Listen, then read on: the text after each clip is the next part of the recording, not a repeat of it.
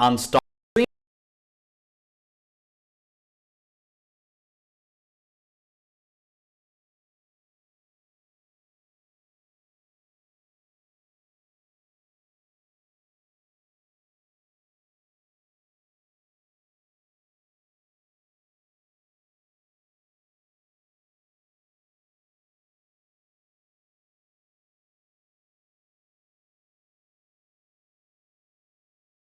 But stop.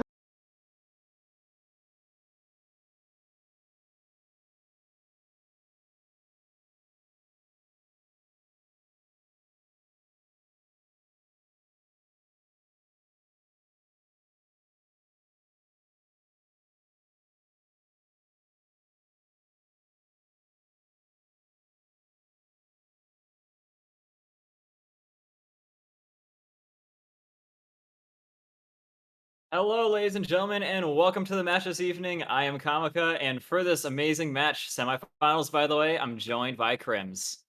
Yes, hello guys. Excited to be here. Team Ambition here yet again.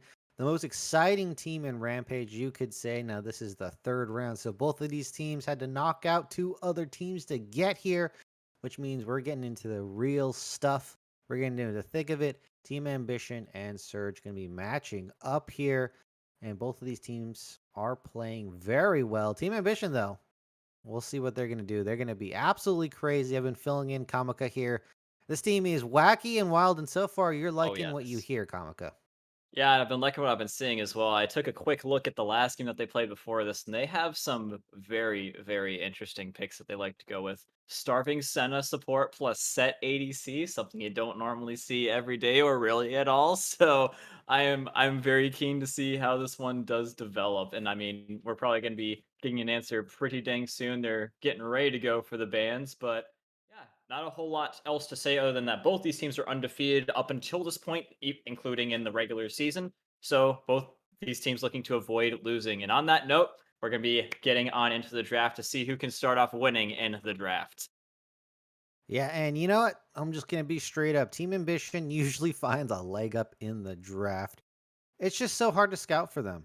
They just swap roles constantly. They're all the time switching things up, which means, it's harder for them to get something together themselves, but they usually pull it off. And that means picking against them is going to be pretty difficult. And they end up finding pretty good counter picks in the draft here. Meanwhile, they're just going to target ban you, and then you can't necessarily do the same to them. So far with this strategy, they've been rolling right through this entire league. We'll see if Surge can finally give them a wall to run right into, as we're going to have Belveth out. Seraphine's also going to be out, which is a very good flex pick, especially for Team Ambition here. And man, these drafts, it looks like everyone's thinking very succinctly on what their draft is going to be here, because these bans, they're rolling in. A lot of targets towards the support side of things. I mean, Seraphine was a player that TA played last time, as we were talking about the wonky bot lanes. I do recall Seraphine and Swain was one of their picks for their most previous game. So the fact that she's just a good thing to ban for the red side anyway, in combination with that, is a good ban in my books for them. Ash is also a very good flexible ban as well. Zach, I've had some really annoying Zach games recently as well, so not too surprising to see him be banned. He's not like the most crazy jungler in the world, but he definitely can be annoying with the amount of CC he brings to the table as well as his own sustain. Yeah, I think Zach does that as well as providing damage, so very strong.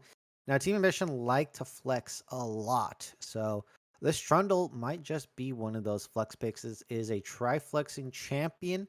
Now, it's lost a lot of power in the support role just due to those nerfs, but top and jungle are very, very well suited for this champion here. Not going to be the best into Swain, but we'll see where they're going to pivot this champion throughout the draft here.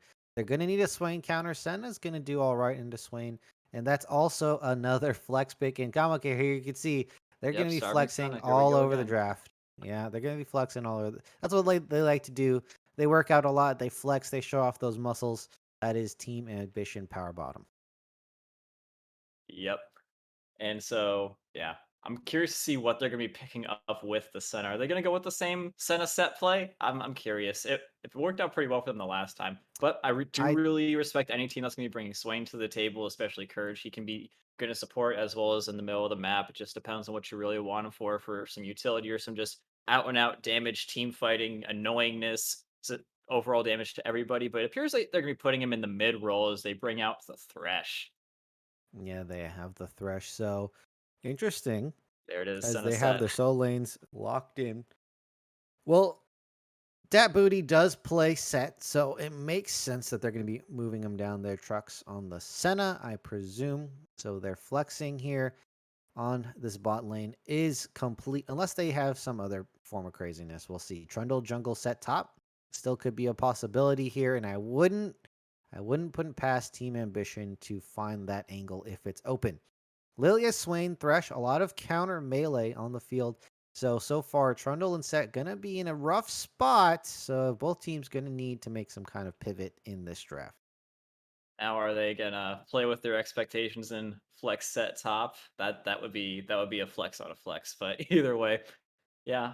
So they are gonna be going for the ADC bans, not too surprising. Ezreal is super duper annoying. Every single game I've played recently, I feel like has been up against an Ezreal or a Kai'Sa, even though MF is typically, in my opinion, a little bit better than Ezreal and all those guys.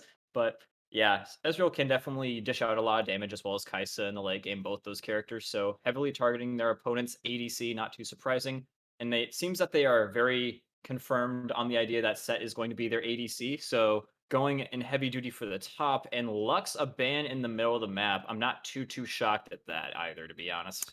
Yeah, I mean, Set could go mid. I wouldn't put it past him. That being said, I don't know how much Adam has played the Set in the mid lane, so we'll see if that's going to roll around. Especially if there's a melee mid laner. Famously, a great counter into the Sylas. And this pick here probably going to reveal at least some more information on this draft. At least going to tell us a little bit where people are going. And with the Gnar, that pretty much sets in stone. Set in stone. That set is going to be bot lane here because who would put that mid? Now, Surge, they have the Swain, probably going mid. Lilia probably going top. Into this Gnar is going to be a bit of a rough matchup. Lilia likes playing into those melees. Oh, never mind. It's jungle. Aatrox, Aphelios here. And they have quite a strong engage comp from the side of Surge. There's a lot of, I would say, it's not exactly melee range, but a little bit beyond melee range champions. Swain, Aatrox, Lilia. These champions really excel in that clumped up fight, so that's what they're going for. Team Ambition, gonna be picking Akali. I guess it glitched out there for me at least. No Akali It picture. did for me too. And they have themselves a bit of a team fighting comp themselves. This is gonna be a clash here, Comica. Both teams have low range, all engage. Low range, I'll engage. I love it. And so, yeah. Aphelios, I think, is a great pick in order to go into the Thresh. And we were theory crafting over some of the other teams that we've been casting in the past. And we see like a Thresh pick or someone with a hook. We typically think, oh, that would be someone good to go up against, go with Aphelios or something like that because it's a slower ADC, not a whole lot of mobility. It's always good to have someone like Thresh who can drag your opponent to you, as well as throw down a little bit of a lantern in case you need to escape. You're not as caught out if you do go for an all-in as a Aphelios with a person like a Thresh. So it's pretty safe in the bot lane as far as that's concerned, as long as they're playing their cards right like they're supposed to be, in my opinion. Yeah, Surge definitely have a good edge up in the draft. If they can keep Ophelio safe, that's going to be a lot of AoE damage, especially on the flame gun. I don't know. The name is going to avoid me for the moment. There's just too many names for Ophelios's guns here. As they are progressing in the team fight, Team Ambition do have Senna. That's going to provide a lot of support, but not necessarily as much damage as the Phelios. So they're going to have to use a Kali to get that assassinate and try to play these fights out a little bit safer. They're going to have more power in the early game, and then that's going to wane as damage takes over from this Ophelia Swain in the mid to late game here. So Team Ambition, there is going to be a bit of a window for them to execute on their comp. And if it gets to late game, might start being difficult for them to win. They're going to be looking to kill that Aphelios all game. And you were saying that Thresh there is a good champion to pair up with the Aphelios for that safety. So Team Ambition need to get this win early. Absolutely, dude. They've got a lot of late game damage. Like, it's not even just the Aphelios that they got to be looking out for here. Lilia with the triple burn potential, Swain with the burn, Aatrox with the just absolute ability to keep himself alive forever and ever and ever and damage everybody all at once. It's this is a really disgusting late game in the making if they can just happen to get there for Courage. What I'm really looking at for TA is for Trundle to do a little bit of damage, maybe in the mid lane, maybe give a little bit of help to the bot lane and Set, especially when they hit level 6. Set can tower dive these guys, drag them out from underneath it, and into the path of Trundle, who makes it slow and difficult for them to get away. So there's a lot of potential for them to hurt this Aphelios and stuff like that with a tower dive, especially when they hit level 6 and stuff like that. But it just depends on if that's how it works out. I'm sure that Lily is going to be extra keen on making sure that their late game AD carry is not going to be getting hampered on a bit too early. Yeah, and I'm really thinking about these clumped up fights here. I think that's going to be a lot of what we see in this game. And man, the Set is going to do a lot of damage, especially for the good Haymaker. Gnar has potential, and Trundle can definitely shred a frontliner if needed. So there is a lot of combo potential for the side of Team Ambition. Get that burst to get someone down. But as soon as that doesn't happen, Lilia, Swain, Aatrox are going to counter turn like none before. It's going to be absolutely a massacre. So these team fights are going to get really, really exciting here. And there's going to be a lot of blood, I think, in this game. Yeah, it's funny you bring up counter turning because that's literally Set's entire toolkit. So you got to be a little bit cautious of that as well, especially if you're doing an incredible amount of damage to him. He That's can the get counter that grid turn to the around. counter turn to the counter turn. Yes, it's like Uno reverse after Uno reverse after Uno reverse. Exactly. It's like a whole circle of reverses. But I mean, I don't know. Someone's gonna run out of cards eventually. But yeah, the Set is honestly one of the ones I'm mostly worried about. Usually when I see someone bring out the Set support, I'm like, oh well, that's gonna be annoying early on because he just does a lot of damage and stuff like that. But because he does have a support item, typically not in this case, he does sort of fall off in the late game, especially in terms of what damage he's normally able to do. But because he's in this role with the Starving Senna, she's taking the support item. So Set's pretty much going to be full blown damage dealing as if he's a top lane. So I don't think that it's going to be as big of an issue for Set right now. But yeah, I honestly have no idea how this is going to go. It's all just going to come down to who can execute their comp better.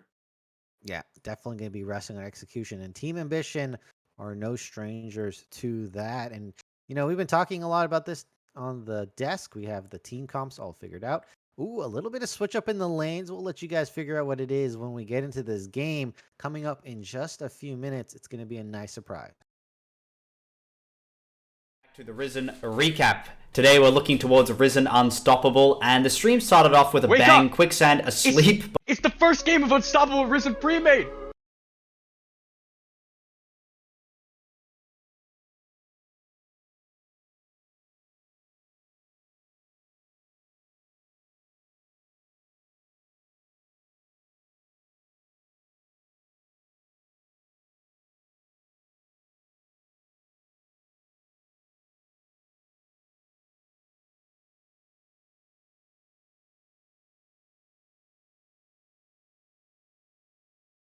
But Come on, I come gotta on. say, he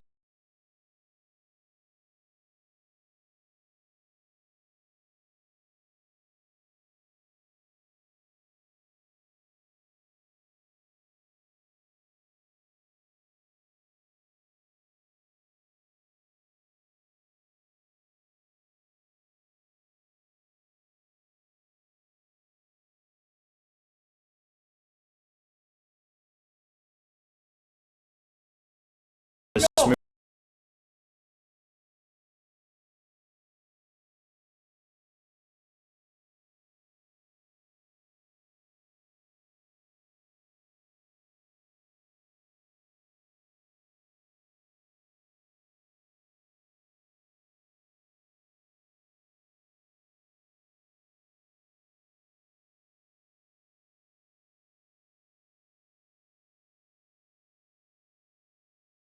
Rolled. And our first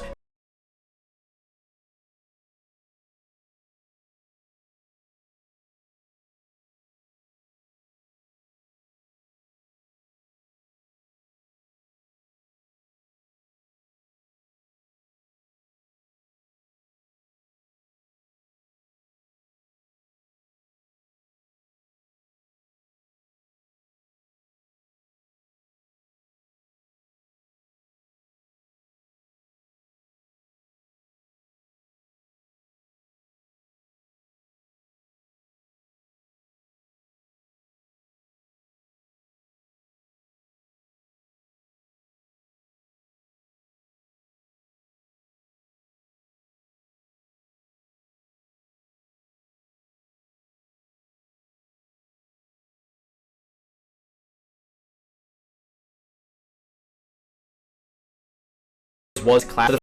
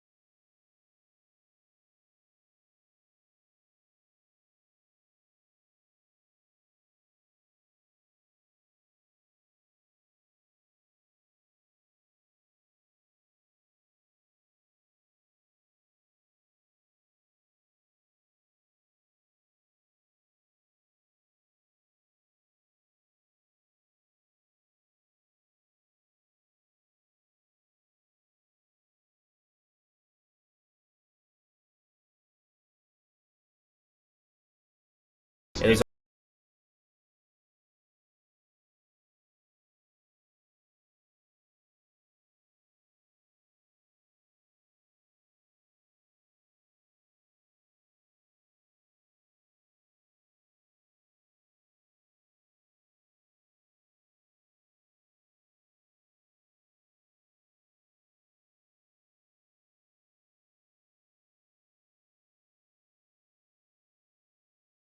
a bit of fighting in the top lane.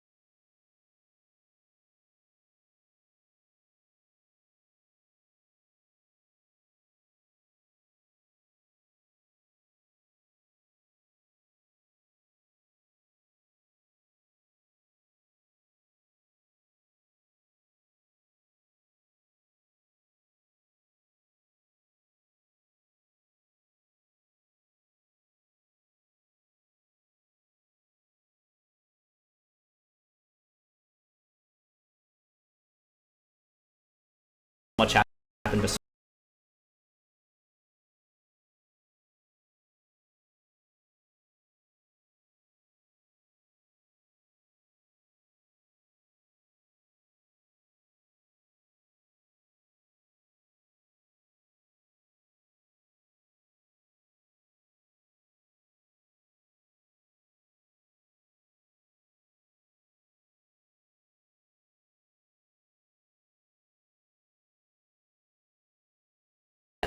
But the engagement efforts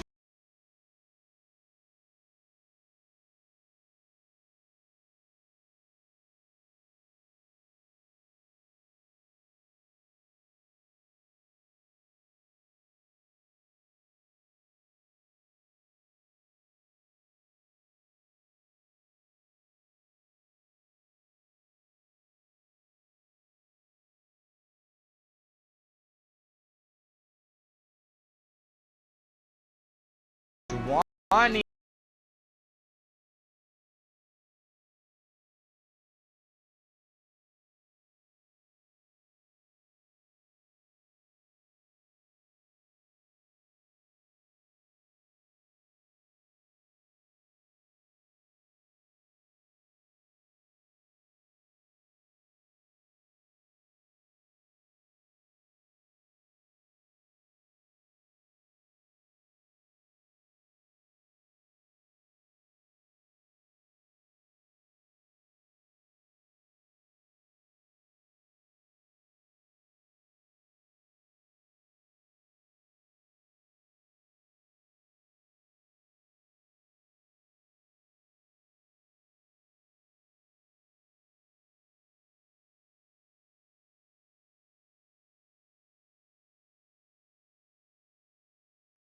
Okay. And hello, ladies and gentlemen. Welcome back to the game. You've missed absolutely nothing, and you're just in time to see Conduit Surge versus Team Ambition in the semifinals. I'm joined by Crims. Yes, what an introduction there, Kamika. As we have both teams, 2-5 points. Nothing gonna happen for now. Don't want to make anything crazy. As well, I'm sure you guys have noticed now, Adam in the mid lane gonna be piloting that Gnar. This is gonna change the draft up just a little bit. I think they're sacrificing the Gnar laning. I think as we agreed here, Kamika. And now Akali's going to have a slightly better laning phase, so it's going to be on gaming to make sure they have a good laning phase up there on top side, because that's going to be their biggest anti-Aphelios tool they have.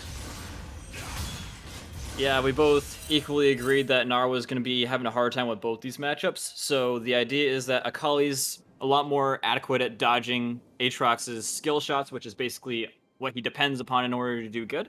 So putting Akali top is going to be pretty much the best thing they can deal with this. They're just going to really hope that Gnar doesn't get utterly obliterated by Swain in this early game. Yeah, and Gnar does have harass tools against the Swain, so it's not like this matchup's doomed for Gnar. Just if he gets caught a little too much, and it's the same with the Aatrox matchup. If you get caught too much, it's going to make that lane phase very difficult. Lilia going for the full clear.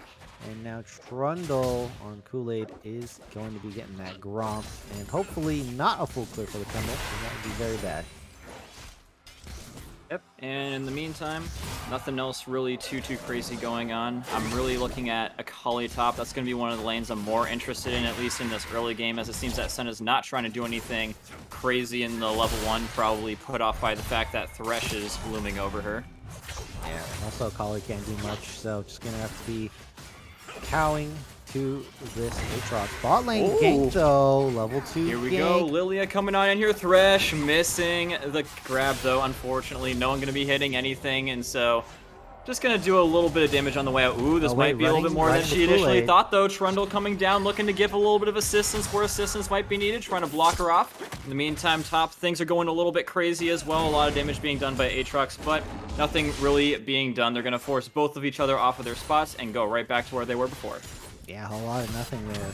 I think unfortunately Trux went for the snare on one of the laners instead of Trundle there. Ooh, a hook gonna land. Oh, speaking of a snare, great stun though from Set. That's exactly what you want, where you want to be. Oh, the exhaust. Oh my God, the haymaker! There you go, knocking him out. First blood, courtesy of the Set onto him, and he's gonna be looking to follow this guy down. And there you go. That's a very early first 2 bloods in the favor of the Senna Set combo.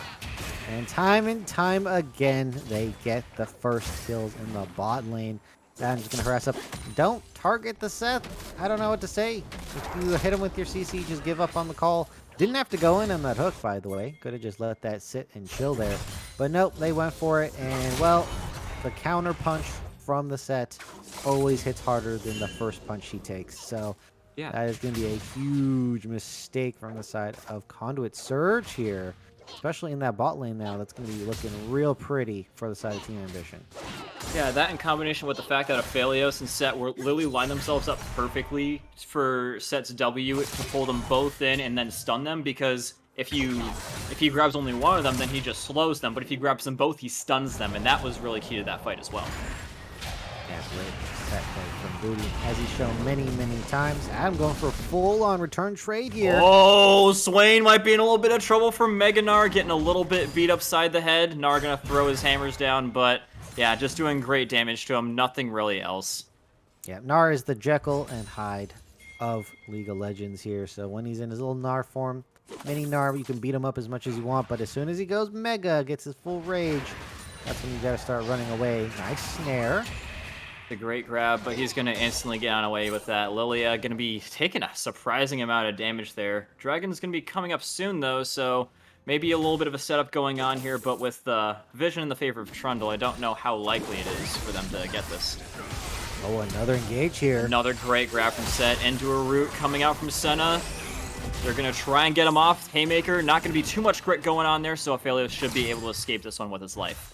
Yeah, they win that trade heavily, though, so it looks like Rock's gonna have to play it safe. Lilia in the jungle, peeking over a corner there, making sure the bottom is safe. But Oh, Set flashing on in, doing an immense amount of damage. Another kill for starving Senna. Trying to keep them off of Lilia, forcing the flash out for her as well. This is immense damage being done very early on to Surge Conduit in the bot lane. Yeah, look at this gold lead absolutely ballooning now as this bot lane is breaking faces with that haymaker. And this is something Team Ambition have done quite often when they play the Set Senna. They usually are winning, and that's going to be putting a lot of pressure on the map on this bot side. They're going to be picking up a dragon, as you can see right there. And man, it's turning up for them. Their comp needs to win early. So far, all things going according to plan.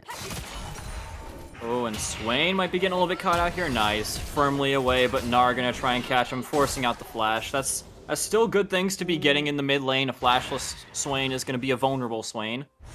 Yeah, I don't like the flash on trucks being burned for that, though. I think the Senna flash, it's really her only defensive tool, and now that is gone. Well, I mean, I guess for Swain it's going to be a big deal, but Swain tends to be able to fight himself out of bad situations. That is pretty true. The only flash as well in the bot lane is going to be in the hands of Thresh, so that danger is still going to be alive for them in the bot lane. I'm curious to see if they try and take advantage of that at all, or if they try to stay very clear of this Fed Set and Senna combo. Yeah, Instead, try and go towards Swain. It seems that Trundle's going to try and get the pillar up on him. Gnar trying to bounce himself right on in, but Swain might very well be able to pull him in. Level 6 coming up just in the nick of time, but he is taking so much damage that it's not even going to matter. That's another great kill into the mid lane. Yeah, if you don't have a wall, Trundle can supply one for you. That was a great little trick that they did. The Trundle pillar came in a little early, and you're thinking, well, that's not very dangerous. Well, Adam's there. That is a little bit dangerous, actually. He's going to be getting beat down upside the head, forcing the flash out, and yeah, Lilia, she's not going to have any more range to deal with this, so Gnar will escape, despite his not respecting the fight initially. Yeah, Adam, that was completely unnecessary. You just give a flash for no reason, so not a good play, but you don't die. So credit where credit is due there. And now Kali been sitting pretty chill in this lane. Technically should be up in CS once that wave crashes and picks it all up. So this Aatrox that usually likes to take over the early game, not doing so at the moment. Yep. And in the meantime, I'm kind of trying to see what's going to be the next main play here. I do see that good old Rift Herald is coming up soon, and Swain going for a little bit of a roam onto this. Akali, no, just getting a little bit of vision on here makes a lot of sense. But yeah, if they can win a fight in the top lane, which obviously is going to be a little bit difficult for this Aatrox, because Akali can just skirt on away from her whenever she wants to. They really need to start getting some jungle objectives to reply to this dragon, though, in my opinion. I think they actually win the 3v3 pretty hard. So they can go for this Rift Herald. With the Lilia and the Swain, that's a lot of time to stall. They just, I mean, if they get clumped up and bursted, that is a problem. Adam is dip-docking and dodging. Ooh, the Mega Gnar will be ready, and Lilia, again, this damage between these two is so incredibly massive. Swain popping the ult Demonic Ascension, but the damage for him is just sizable as well. And so, yeah, that's going to be another 2 down, easy wins in the mid lane. Well, they got bursted. That is why they lost there. No Lilia ult. I think if Lilia hits the bowling ball there, that is a clear victory for them, but didn't get it. Gotten too close to the Gnar, turned Mega, turned that fight right around. So, misplay from the side of Conduit Surge here. Team Ambition doing what they do best, winning a game. Yeah, those Sheen's been doing a lot of damage there as well. They both got him, and so hitting their abilities as well as the autos is a source of quite a lot of damage for them here. In the meantime, Trundle trying to be impactful in other places as well. I don't know how impactful he's going to be here, but ooh, Black Eyed Peas trying to come in here and give a little bit of help. Lullaby is not going to quite be landing, targeting the Akali. The Lullaby lands, but not nearly in the nick of time. Trying to finish off the Akali with the burn, does do so, and so Trundle's going to be in a little bit of a world of hurt here. Escape route is going to be covered by Lilia, so it should be able to get a nice, adequate bit of revenge here. There we go, the double kill with that sleep being employed. Unfortunately, GXP did not survive. Hook gonna land on the set again. Oh, Hook landing just as well for the side of Set, but yeah, Haymaker gonna be landing down, Root landing there for Aphelios, but Ult gonna be getting them nice and away from there. The shield as well as the damage from Senna is gonna be putting them off of going into this any further. Yeah, They did not get a good stun haymaker combo, but they still heavily win that trade. Plus, they deal from Senna. So bot lane, that is a rough position. Dragon coming up for 30 seconds is going to be a big deal. Full cryo to the side of Team Ambition here. Mid lane is about even, but they can certainly transfer up the set. They're going for the dive. Oh, they're going for the dive indeed, trying to get the haymaker down on him once again. The box dropping now as well, dropping him like it's hot. Moonlight Vigil going now down as well onto the Senna, trying to escape with the courtesy of her E. Just going to make sure that Aphelios can't hit any of his autos on her, so she will be able to safely get away, not losing everybody 10 seconds before a dragon starts. In the meantime, Akali, ult for ult coming on in here, so should be able to get safely away from this Aatrox. Yeah, you know, unfortunately for side Team Ambition, not the best dive duo you could have. You would think that you could have a lot of damage, but what ends up happening is the set gets locked under turret, as you can see there, and ends up dropping. So, yeah, they should really avoid dives and probably should have just stuck around for the Dragonfly instead. Adam? No Mega, Adam, so just got to looking play to this do a on little bit mini. of damage to him here, but yeah, Swain easily able to get away, but does he want to take this fight any longer? I mean, this could be impactful when things go down to this dragon fight. It is up, so Thresh recalling, everybody recalling. It's not going to happen. Here we go. Just again, this Akali hammering away. Finally starting to make some room on the top side, starting to win these fights. And now the power of that Aatrox is going to be very much diminished, as it is going for the MR item as well. So Aatrox is going to be taking a hit in this game. Rift Herald has not been taken, despite the fights going on.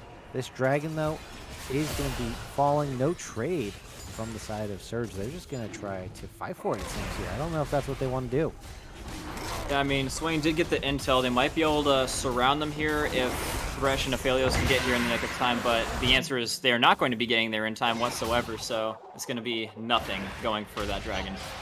Yet they couldn't find any ways in. Completely zoned out. And that Rift Herald trade not happening. Oh, another fight. 2v2 down here in the mid lane. Swain doing the ult nice and early once again, but the stuns landing hugely. Trying to escape Lilia, but it's going to be too much burn going down there. Does hit the lullaby. I do believe the root will be coming in under the tower without any help. So Gnar is going to be taking quite a little bit of damage. He is out of range of the ult, so Swain will be running out of juice. So that is going to be meaning that he is no longer favored to win in this fight. Again, no lullaby coming out from Lilia. They're going to fight again the bot side. Set getting targeted. Yeah, Set going to be targeting right on back, diving on in. This is the power of Set, ladies and gentlemen. He's got the shield up. Is he going to go any further than this? Almost gets him very, very close. But at the end of the day, Aphelios will be living with the slightest amount of HP. Yeah, that is very, very close fight. Set didn't have enough CC to lock down. They tried to go for the kill, and were not able to get it here. And, man, this is turning out to be quite a bloody game. However, Surge is fighting back a little bit. Yeah, they are a little bit. Aatrox, namely, going to be fighting out here, covering the Akali's escape. She's trying to get herself out here, ult for ult type situation, and she might be very well dead here. In the meantime, bot side going down, huge kill for Aphelios as well, and that is exactly what you need. Every single lane out of nowhere going great for both these teams. Oh, I'm going for it. Yeah, I was about to say every lane, but Gnar does make it a little bit less that way. Mid lane, at least, in their favor. Yeah, I think gaming didn't account for the Hex Drinker, so one tried to go for the finish on the Aatrox. Unfortunately, all that damage got blocked and ended up being quite the big mistake. Looks like Kool-Aid gonna... Oh, absolutely! Takes a chunk out of that Aphelios before he gets to the Lantern. And there is a slight win back in the hands of Team Ambition here. But let's look at the overall game state. They're up 2K. That's going to be pretty big. They have 2 dragons. Oh, That's they really huge. want this. They want the shutdown. That Trundle Pillar is not going to be able to secure the kill. As Hex Flash over the wall. Wait, you can do that through damage. I was not aware. Yep. So but I am not a support player, as you could tell. yeah, I mean, I don't really do a whole lot of Hex Splash, and I am a support player, but yes, you can definitely do that. Ooh, coming on here once again. Hex Drinker doing a lot of good damage for him. Wait, but it's not up. unseen. It's not up yet. Yeah. Unfortunately, Akali doesn't have the ult either, so both members not having it all up here for that team fight.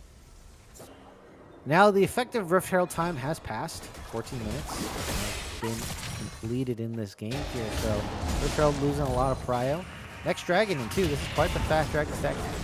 Adam found himself in a 2v1 here. Yeah, this Gnar, he's been able to do some crazy things in this situation before, but usually has a Trundle to help him out here. Trundle will be coming, but will it be too late? Demonic essentially coming up here. Great throw from the Gnar. And Trundle trying to come up here and give him a little bit of assistance here as well. Trying to at least get the Gnar out of the situation, but the sustain is just a little bit too much. Keon chasing it right into the jungle. And this is going to be one very, very dead Lilia, just chomping down on some tasty Lilia there. That will be a 2-for-0 trade in the mid lane again. Veal is a very healthy part of a troll's diet as they're going for that fight on all lanes. Oh my god, it's just fight left, right, and center. Literally everywhere things going on. Trying to escape here desperately. Akali, but unable to. Completely a lot of damage going down from Senna, but hits the Thresh. But before she can get the ult off, great hits coming out from Aphelios, trying to get the stun off here once again, but the shield going in huge from the Lantern. Good stuff from Thresh to keep Aphelios alive and not getting traded out. Yeah, Set was not able to protect Trucks there. Just felt the full brunt of this Aphelios damage and did fall. We have to make sure, but they're making quite a resurgence in this bot side. Of course, those Lilia ganks from Black Eyed Peas are helping out. And now, this game, there is a bit of opportunity for this Aphelios to carry. And top side, the Aatrox, because of the mistake made by Akali Gaming, there is an angle that this Aatrox can come back in the lane. Has gotten multiple kills here, despite his first falling. Oh, and it looks like they're going to be swapping. This could very well be the first time they're actually able to shut down the Gnar. There's a sizable bounty on his head, but he's able to dash on away. Throwing her under the turret. Is Aatrox keen on this? He's going to be missing it, but not the follow-up. The stun lands, though. This might be a shutdown in the other way. Oh my god, this Gnar is absolutely unbelievable, dude. Adam completely taking over mid lane, and now the top lane as well. She's going to be getting spotted here. Does he know? He absolutely knows he's going to be putting her off, but she doesn't know. She doesn't know, and she's going to not be able to get away in time whatsoever. Probably had the market open, and that's going to be another tasty kill for Trundle. Yeah, that was good positioning on that pillar there, and that's going to be another kill. This dragon, third one up in the game at 17 minutes. Kool-Aid makes a beeline for it, and they're going to start up this dragon as they're going for a kill on this lonely Aphelios. Yeah, lonely Aphelios, live alone, die alone. That's the common rule for ADCs, especially when you've got your opposing lane just barreling down towards you. Come in with the showstopper just to secure it. But yeah, that almost was almost a lifeline for Rock there, as Aphelios does eventually drop. You can see the bounties are active, but maybe won't be able to complete it just yet. Oh, Gaming is here. Yep, gonna be trying to do a little bit of something here, trying to get her safely away, but again, no one able to take the lifeline from Thresh, so that's a dragon take as well as a kill on the jungler. But it's outside. Aatrox might be able to pick that up. We'll see here as Thresh being pulled in. Oh, this is not done yet. He's forced to flash over the wall. Good stuff to escape there from Thresh. Oh, Kool-Aid, you're going for it. Okay, they're going to chase down the kills here. Oh, Ipsy. Yeah, definitely went off. Just got stranded on the lonely turret. No one else there, all by him lonesome, and does eventually fall. But, yeah, look at Team Ambition just completely taking apart the map. Kool-Aid on a rampage. These guys just do not know when to quit, but, I mean, there is a sizable bounty on this guy's head. Akali looking to come over here and save it. In the meantime, Gnar doing some crazy stuff on the top of the map, so it leads me to believe that nothing is going to be happening. Not looking to lose their bounties for this. Yeah, I can't see a bounty in sight for the side of Surge here. And Team Ambition, this is their usual look. Especially in game 1. Adam going mega! Going mega and stunning him out just as he pops the World Ender, so Gnar should be able to safely escape from this. Yeah, it doesn't have any Grievous Wind, so felt that Aatrox would be able to heal up enough, so definitely shouldn't have went for the play in the first place, if you thought that, but decided to go for it anyway. Has the Rift Herald, so I thought it was going to pop it to get that top turret. I think that was the play. I don't know what happened, maybe just got left in combat too long, as we have 3 dragons from the side of Team Ambition, and the 4th one is sure to pull in multiple members of both teams. And that's where you can see potentially Team Ambition pulling up a clean ace. And that's certainly what they want to do in this game. should lead to the Baron and the win. Regardless here, Team Ambition looking like they're going to take this game so far. Yeah, and ooh, they might be able to catch out the Trundle though. Should be able to land the root onto Amephalios. There you go, and that should be followed up by the box. Everybody want a piece of this Trundle. He says there's enough of me to go around though. Just is able to get at least one flash going in for the committal, and that's a big shutdown that is needed for Swain. He was the most behind in gold. That should definitely be a nice shot in the arm for him. But Akali looking to let nothing go unpunished. Set coming in here as well, getting him nice, close, and personal. Senna coming in with an ult of her own, and Lilia will be living to see herself die for this bounty. All right, was it worth it though? Can't get Baron, so that is not on the table. But there's a lot of turrets that are looking quite weak here. Structural integrity not holding up, and I doubt it'll hold up to Set any longer here. Meanwhile, Adam just chunking away at this top lane turret. Nothing DXB can do here. And look at this, just picks up the kill nice and easy. Whacks him with multiple mini boomerangs. Or is it like rocks? I don't know. What does Nar throw? I think he throws boomerangs. Yeah, mini boomerangs, right? As Yeah, they're mini very boomerangs small. from Mini Nar. This must be the smallest boomerangs ever in the whole universe here. Yeah, let me As- play you a sad song on the world's smallest boomerang. I didn't know boomerang was an instrument. As well, it's looking like we're just waiting for the clock to tick down. This dragon is the doomsday clock for the side of Surge. Team Ambition, if they pick it up, should be a clean win from that point on. Look at this 10k gold lead as well. This is looking like they have firm control of this game. All these turrets are down. They're two-manning Baron. It's looking like Team Ambition are taking over this game, and they're going to end it quick once they get this Baron as well. Yeah, Swain gonna be a little bit too out of range to check it with his W, so they should be able to easily get this without their opponents so much as lifting a finger. And from this point forward, I was cautious of the fact that, you know, the late game comp is being held by the side of Surge, so if they do lose early on, then it's not really gonna matter. And so that's exactly what we're seeing here, my friend. Yeah, that early game comp from the side of Team Ambition is taking over the game. The burst damage is just too much for this Lily to handle right now, and there's no Zonias either. So there is certainly still room for this Lilia to be blown up. However, as I said, I stand by it. If they don't get the burst, they can turn it around on the side of Surge. This is the calling card for this game. 20 seconds, this dragon, and if it's not being given over, it's going to be the last stand for the side of Surge. They have to get this. A steal, something to keep this game alive. Yeah, they gotta find something.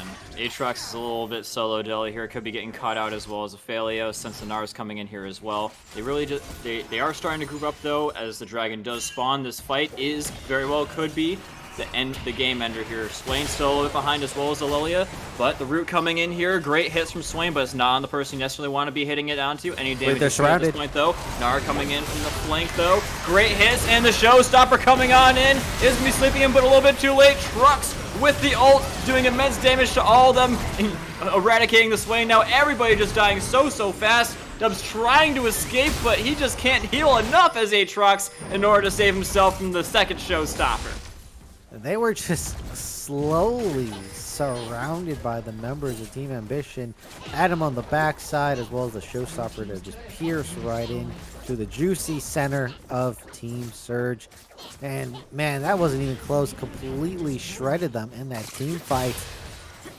And that's looking like game number one. I know it's probably going to still go on. They decided not to close out the game with Team Ambition. They want this game to keep going. They're gonna hit all the check marks. Baron, Tech Dragon, and then slowly crunch out this game here. But man, yeah, that was a great team fight for the side of Team Ambition. Yeah, they're gonna try and go in here for another one once again, but yeah, it's not really gonna be much of a fight. It's just gonna be a brutal murder on the side of Conduit Surge, trying to escape here with the stopwatch, but even that's not going to be saving you. Hopping in, not even caring about the turret. They just want the kills, and they want them bad. able to get at least something out of this one. The Aatrox, and does get it down to just 2 players left, but these 2 players are enough in order to finish this one off. Trundle now coming in to have a little bit of a say-so going on here, and even the base isn't going to be saving you here. So this will be a very, very strong start here for the side of Team Ambition. Yeah, Team Ambition looking great here in this game. And now that we're back on the desk, man, we can just take a second look at this game because, man, Team Ambition doing what they do best, absolutely stomping, ruining your morale, making you feel like it is hopeless. Team Ambition doing it yet again. Hey everybody. Sorry that I wasn't here earlier. How are you doing? Oh, we're we're all good. I doing mean, great. look, excellent game number 1 from Team Ambition. They probably feel the best right now. And if we're talking about people who feel the worst, it's usually Team Ambition's opponents. In this case, it is Conduit Surge. They probably feel pretty bad about that first game because not only are Team Ambition going to roll swap yet again, that game was not even close. Yeah, I'd be feeling pretty bad if I was a Swain. Did the most damage, but got the least amount of gold, and wasn't really able to have the most amount of game impact there. Yeah, that's unfortunate. I mean, Swain was a really good pick there. Just couldn't get it off the ground in that 2v2 mid lane. Lilia and Swain just kept getting bursted out time and time again. Black Eyed Peas just didn't have the positioning to extend those fights and didn't land the spells at the right time for that lullaby there. So it is an unfortunate loss in that 2v2. Yeah. Well, hopefully they can pick it up next game and it'll be different. What kind of picks would you like to see coming into the next game in the draft?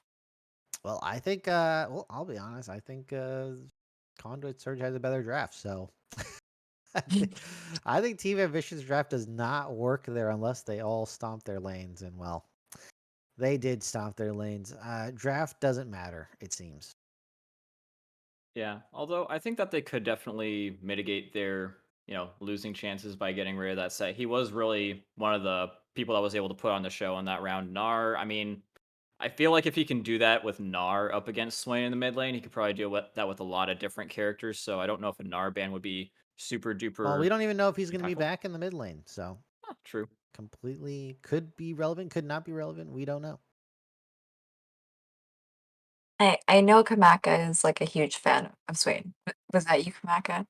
Yeah, that Oh. was me. I am a big fan of Swain, but not in this one, Not unfortunately. in this one. Oh, I'm Well, sorry. I think Swain was a great pick. Yeah, on paper it was, but the execution just it just wasn't. It just wasn't. Well, just to let you both know, I love to do like a prediction like system. So I wasn't here to predict for this game, but coming into next game after draft, I'm going to get your prediction. Oh, Okay. How does that absolutely. sound? That sounds fine. Always keen on giving my predictions on anything. But you know what? Maybe we can do like predictions for the band or for the bands coming into draft 2 or sorry, game 2. Okay, well, Okay. if I had to say one, I've changed my mind. It's not going to be Set that gets banned. It's going to be Senna because she's one of the ones that enables a lot of these weird comps to work with Set or whoever you put in front of Senna. She's one of the ones that enables that. So I'd say get rid of Senna. Then your Set goes away. All right, Senna. Oh, I'm writing writing it this down. down. Yeah, right. You sounded like you were writing it down. Gotta hold me accountable. Yeah. All right. And then Crims, what's your Team prediction? Ambition's going to win game 2. Team Ambition. I don't know what they're going to draft. I'll never be able to predict it, but I feel like they're just going to win it. All right. So I'm just gonna put Team Ambition for yours. Oh, yeah. And then Not even seeing their Kamaka, you draft get yet. Senna. Yep, I get Senna ban. That's my only prediction. One of those. I deserve better odds or something, but okay. You know what? You can also like hold off. You can choose to do. How about you do two predictions?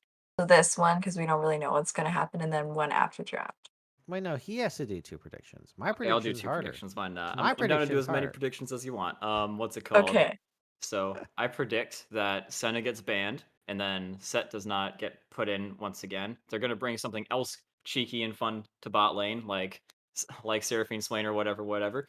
And then it's gonna not quite go as well as it did the last time, and TA will struggle in that sense, but Adam will do well enough to win them the game. Okay, and then How's one that for a prediction? last prediction in Kanka. Who's gonna win Game 6 between Golden State Warriors? What? Oh, sorry, Okay. who's gonna win the next game between Golden State Warriors and Boston Celtics? Yo, you got me on that one, dude. I don't watch any basketball, so that would be a You complete and utter said shot in the dark. anything. I predict Fine, Golden Golden State State. Warriors. Ah, dang it, Golden you guys, State. whatever. I Okay, don't anyways. actually. Okay, you know what? You want Boston? Like, I can give you Boston. I just picked it. I like Golden State. All right. So I don't actually know.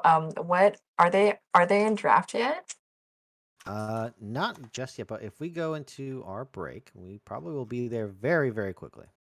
Okay, well then we'll give you some time to recollect yourselves after that game, and then we will come back. Thank you, everybody. Stay tuned.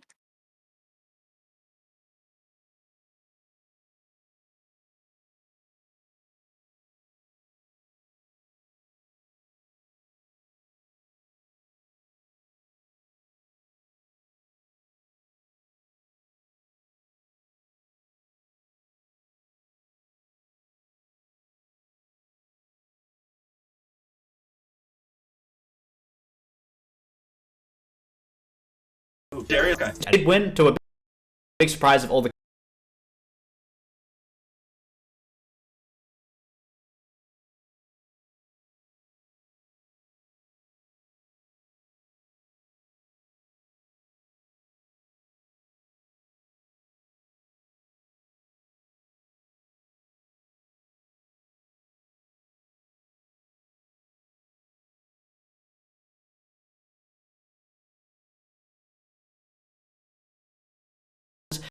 and then we moved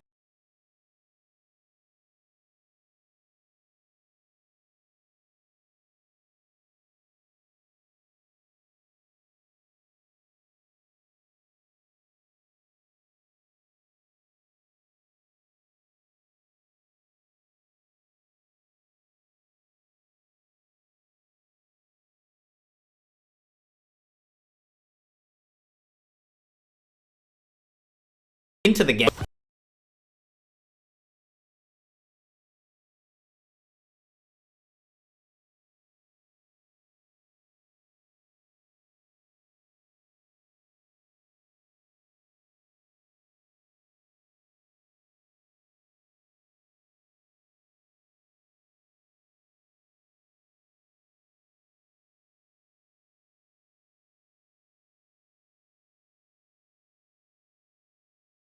We do have base.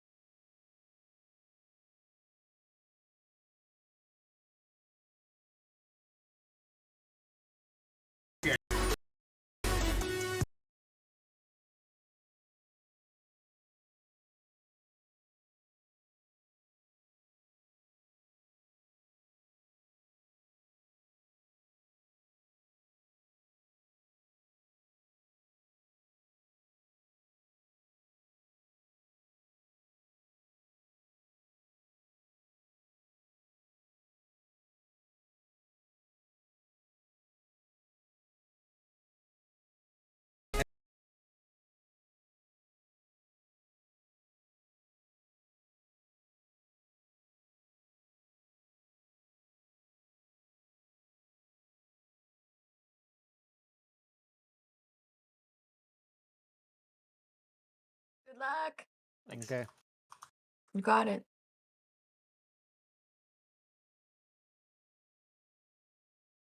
All right, ladies and gentlemen, welcome back. Hopping right on into the bands, wasting absolutely no time. And once again, I'm joined by Crims. Yep, crowd favorite, I'm assuming. As well here. Oh, there it and- is. There it Yep. is. All Son right, of your Van. prediction rings true. How do you feel about that one? I feel very smart. Although it's not the most insightful thing to point out, it's like the most obvious thing in my mind, but I'm still glad I got it right. Pat myself on the back. There we go. And well, it's looking like for this game, not going to have that deadly set Senna combo, but do they know that the lanes have completely changed and we have a swap in? Dark Wencray going to be in the mid lane here and Bop as well. So full team ambition in swing. They got the rotations. So I'm hoping they noticed and the bans are adjusted accordingly. Sivir taking away Trundle is now not going to be in this game. No more tank shred. Although Kool-Aid did quite a good job in game number 1. Yeah, I agree. The Trundle definitely has some great game impact, so I think they're worried that they'll pick him away from them or something like that. But yeah, it's still a good ban to be having, even though you were the one that made the best use out of him. And so now, seeing what Courage is bringing to the table, I wouldn't be super surprised if they tried to bring the Aphelios Thresh again, because aside from the set, he was pretty impactful. And oh, that's why they were banning Zac in the last game. It was a target ban. Yeah, Zach making his way here. Very strong scaling pick. Very bad in the early game.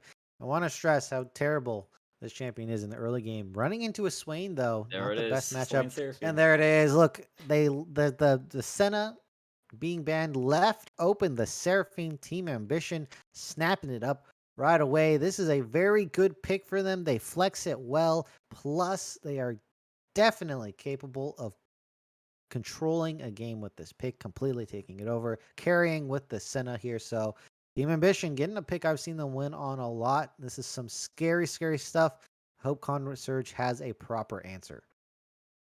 Now, how would you feel about a Zac support? I've seen it happen before. If they really want to be Yes. flexing weirdly on TA like TA just did to them, that's something that they could definitely do. But I don't know if they're really going to be feeling like doing that, to be totally honest with you. Jinx, Jinx, yeah, yeah, Jinx Zach is not a good bot lane. I Jinx agree. Zach's not a good bot lane.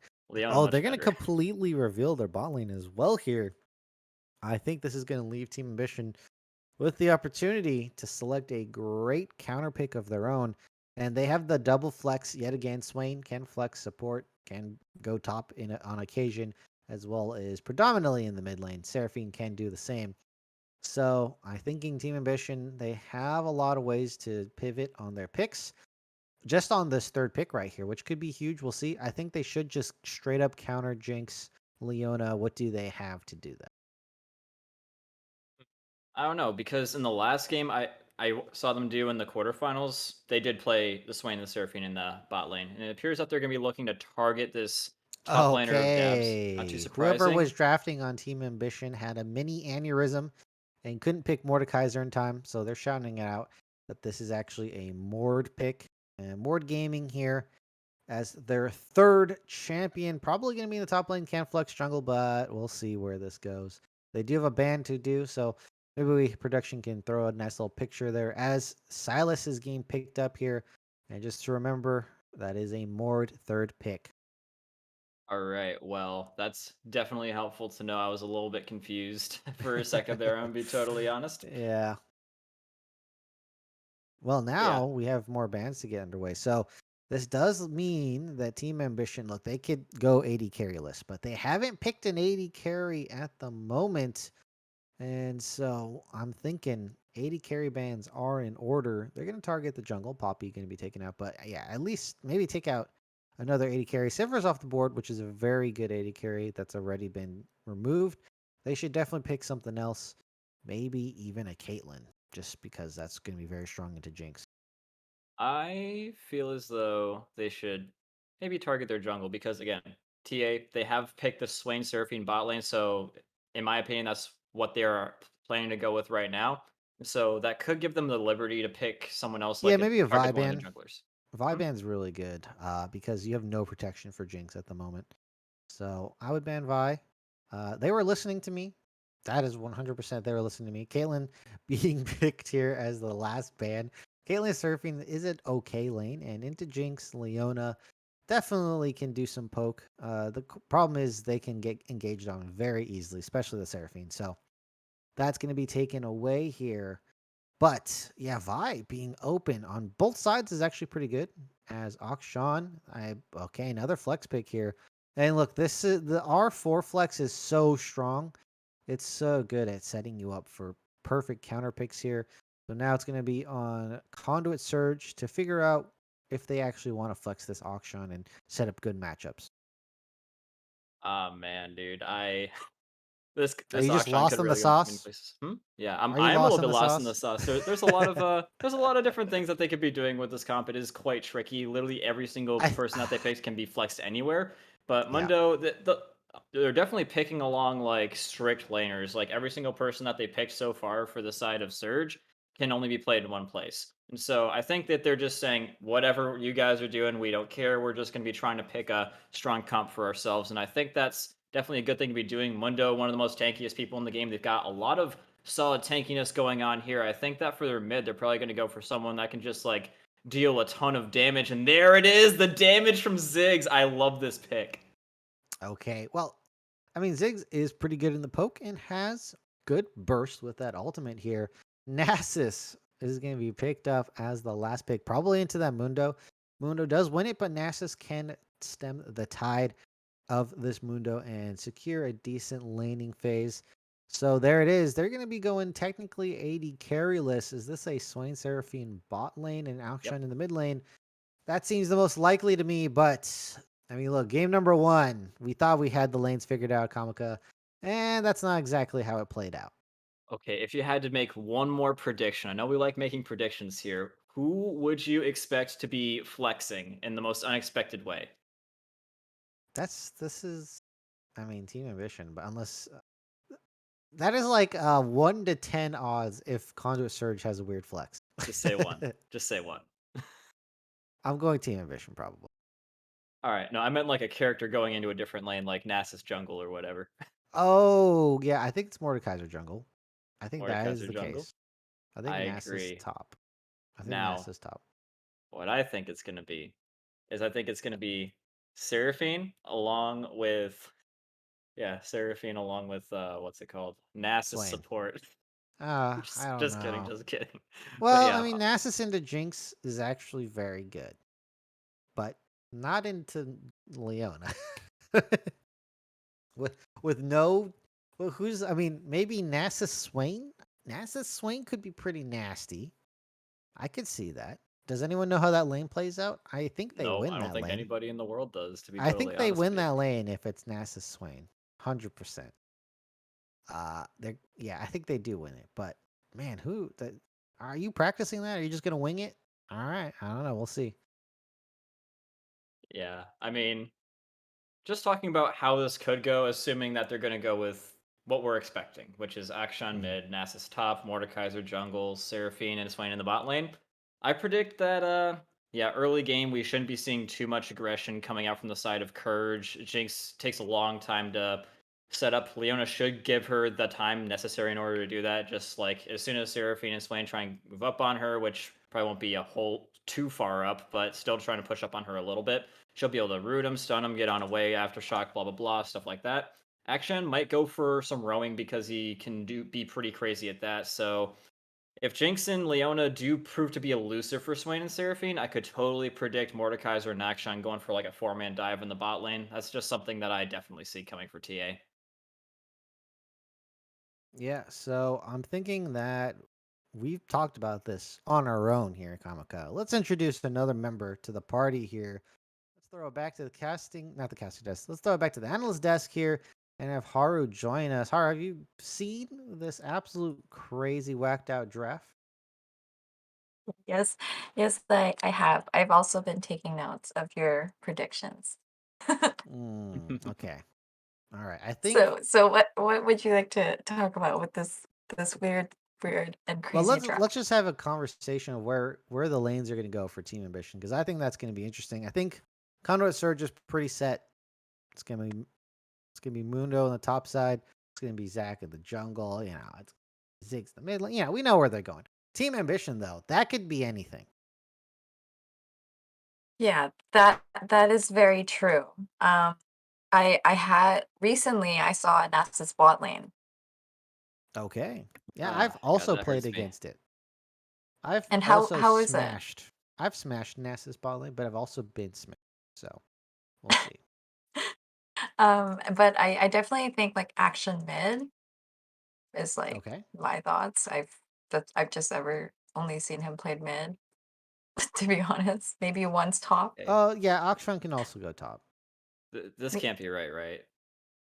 They're just messing with us in the little loading screen Kamika, here. wait until what do you? Okay, guys, Kamika's like Sorry. looking at the draft. Don't do I it, am. I'm man. sorry. They're I'm gonna cheating. switch on you until it. Don't believe it till it's locked in. Is what I'm saying. Don't believe it till it's locked in, guys. Team Ambition, they know that they watch the stream. They know what we're talking about here. So don't let these guys trick you here. All right, They're don't fall for they're their ploys. they're ambitious. Like fair They're to also me power would be bottoms. like if we were talking about Harry Potter, which I'm not like a huge nerd on, it Mhm. would be the the group that What? Are you trying Malfoy to is say from. Slytherin? Yes, Okay, you're trying to say. Slytherin. See, Okay. I'm a super not a Harry Potter nerd, but I've read So why about are you like trying to make a Harry Potter reference Well, if you because as haven't one someone who played? hasn't asked seen Harry me, Potter, somebody I'll hold you asked accountable on me, that. I have seen Harry Potter. Somebody asked me which house would you be in, and I said I'm not sure. So I did a quiz, You're and Hufflepuff. You're Hufflepuff. I don't care what you say. but they were asking questions like and listing qualities of Slytherin in each house, and one of them is ambition. Well, I So would say, yeah, okay. there you go. Team Ambition being Slytherin makes sense for me. Okay. Look, just based off the way they draft and how they play the game, to me, they're absolute villains.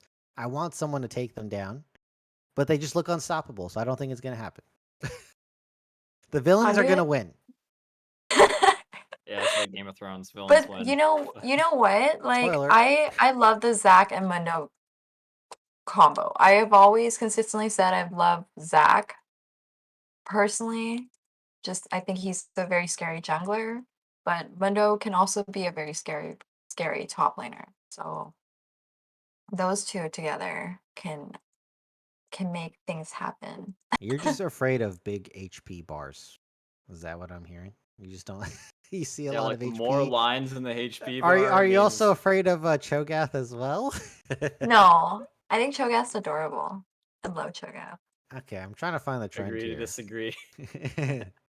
Anyways, yeah. So let's get a little bit more back into what what they could be possibly trying to do here. Let's think about this. So Zach obviously could be coming in here and helping in the event that they try to go for that 4-man bot play, like I was I'm firmly expecting them to do that. I'm firmly expecting Akshan Mordekaiser to come down and help Seraphine and Swain just be super unexpected and stuff like that. He can run up against these walls, be super invisible and stuff like that, as well as swing in, swing out.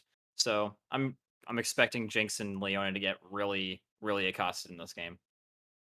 They Dang, do also okay. have good tools themselves because Seraphine's very squishy, and if they can get on Seraphine, there's absolutely no protection. The only defense they have is offense, so they can definitely blow up a Seraphine here. So I'm gonna be totally honest. As I was writing the draft down, there's one space on Team Ambition that just went like blank. So I didn't even know that they picked Mordekaiser. Yeah, it's definitely Mordecai. So that like after just hearing that they picked Mordekaiser, because you were mentioning for a while, um, that just like it's mind blowing to me because I think this is gonna be a really exciting game now. Well, it's Um, probably going to be very similar game number one. We have a few seconds left here, so I think what should we wrap it up with? we I should think I wrap already it up said with Team Ambition is going to win this game. Team Ambition. Yeah, okay. And Kamako, who do you think's gonna win? I think that Team Ambition is also going to win. Team Ambition. Based off the Oh, draft, would you think that Team Ambition would? Yes. Yes, I do. Okay. but you know Uh, what? I think I'll go with Conduit Surge. I'll make it okay. even. Okay? All right, Haru. That's Okay. mine. You're All trying right, to I'll you're trying to cheer up the see you boys then. here. You're trying to help the good guys, but it's not going to Yeah. work out for you. Okay, we'll see. We'll see after after the game. Bye everybody. See you in a bit.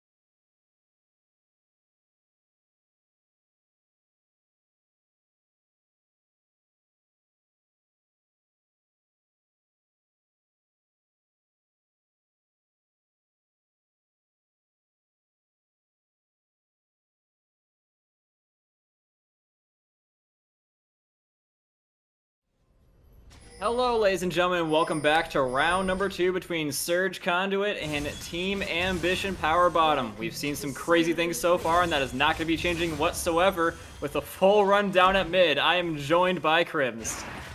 Yeah, here we go. The full rundown. They only have the pull of Swain, and I mean, they guess they could have done Mordekaiser pull, but that would be terrible for the jungle. And now, if you have, we should start doing like lot predictions for the draft of Team Ambition, where champions are gonna go. We're gonna need to get that figured out, as Buckbee here is gonna be tossing a lot of Qs down the mid lane. And yeah, so if you haven't guessed it, here it is. The final results. They locked it in. I was warning Kamika not to get trolled by them. And here it is. Nasus in the top lane, Mordekaiser in the jungle, Akshan in the mid lane, and the Swain Seraphine bot lane. I believe that's what I said. Is that what I said, Kamika? Because I feel like that's what I said. Yeah, this is pretty much exactly what you said. I was just making a little bit of jokes that maybe we could be seeing a Nasus jungler and Nasus support or whatever, but this is pretty much what I was expecting as well. In the jungle, though. Nasus, He gets guaranteed Q stacks, but it's not even good. A good rate of Q stack, Back in Meteos' day, that was a lot better. Here it is, Akshan versus Ziggs. I'm not a fan of Akshan versus Ziggs here. Although Akshan gets in range, of course, he's going to have a field day. But Ziggs should probably never let that happen, if you ask me. Yeah, what I'm digging Akshan for here is the possibility of the roams. The fact that I've been talking about this without end is the fact that Jinx and Leona are going to be a little bit vulnerable to a 4-man gank, especially since Akshan is so mobile. That's the real thing I'm betting on here for Akshan, is that he's going to have good ability to roam. Yeah, Buckbee kind of letting himself get pushed into here. Definitely with the Ziggs Q, should be able to shove out at any point in time. As we have Dabooty in the jungle now on the Mordekaiser, making his way topside. DXB on the Mundo, throwing a lot of briefcases, and that's why Nasus is not going to have very much fun. Ooh, he lands. Yeah, but that should be about the end of it. I mean, he does get some good stacks off it, but nothing else really going to happen there, in my opinion. Yeah, they're just going to get poked out. They really need to go for the all-in, and, well, Jinx being low HP is not good. It's actually better than Leona being low, because you can never all-in if Leona has no HP. So that is probably best for the bot lane, even though it sucks that Jinx has taken a lot of hits here. As, yeah, Mundo, complete control of that top side, needs to bounce that wave back, because Booty is up there. He's going to be looking for that Mundo as soon as all the camps are down. Yeah, I'm pretty sure that they do know that, though. As you can see, Akshan, he did get a solid ward down into his chicken pit, so he did see him there as well, so they're going to know that he's going up towards top. Mundo is going to get some help up there very soon, and so they're playing cautiously off of that. And in the meantime, bot lane knows that they can push up completely unhindered. Zac counter ganks are absolutely devastating. Landing a double knockup and the double Q is so effective in the counter ganks. So one of the best counter ganking champions, and you can basically just hide in the bush until you're necessary. So gonna have to make sure that doesn't happen. Full clears both sides, fighting for the skull crab. Oh, and it's not going to be a fight that he does win. It appears that Smite is going to be there in the favor of good old Mordekaiser. But it might he just went in right into that, because Mordekaiser wins that fight all day. There is nothing for Zac to get the Q off of. And that's going to be double scuttle because of that. So that is the punish. He's a little bit down. Oh, root stun combo going down on a Jinx, and the ignite will be meaning that she dies 100%. Mordekaiser was on his way, but not even needed. They've got enough in and of themselves to secure that first blood. That looked like deja vu. That looked like the exact same positioning. The claw hits the same way, and this time they finish it off with the ignite, completely taking over and getting that kill. And man, yeah, Rock not having a good time in the lane for both games. Yeah, absolutely not. But, I mean, equally having a bad time is going to be Nasus in the top lane. He's getting a little bit accosted, still able to farm up pretty effectively, though, so Mundo might very well be able to force him out, but Nasus still getting all the stacks he wants thus far. Yeah, it's going to be a beneficial back from Mundo for sure. Gonna burn Nasus's TP at least, and then maybe could walk to lane, TP advantage, go for the trades again. So, EXP doing really solid up here. And man, this is Akshan. been leaving no room for the Ziggs here. Needs a little bit more levels. That is not a rage quit. Let's probably use a momentary DC here.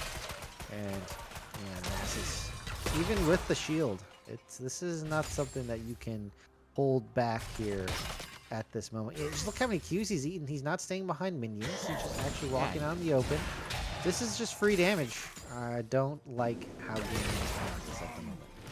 Yeah, Mundo is doing a really good job of keeping Nasus from hitting these minions with the Q. He's standing in front of the wave, making it so that they just can't get anywhere close to him. And so, yeah, he's definitely going to need some help from this Mordekaiser. I would typically put Nasus on an island, but it looks like they're going to try to save it. That booty up on the top side going to make an appearance. Does not have the ultimate. So that will be a bit... Zach.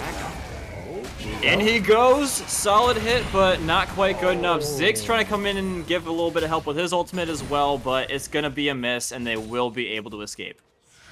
Yeah, that could have been very deadly if they landed their abilities. Unfortunately, Zach missing on the E was huge. Akshan trying to get away here. They have river control. I don't recommend going for a dragon at this moment, but they do have control to set up a good defensive line. Ooh, Swain getting a little bit hit, getting a little bit rooted. The CC chain is there, and Zach trying to come in here and let himself be known as well. The root, the sun, everything going, and that Swain will be taking an early trip to the graveyard. So it's 1-for-1 now in the bot lane. All right, they makes a counter punch with that Zach in the bot side.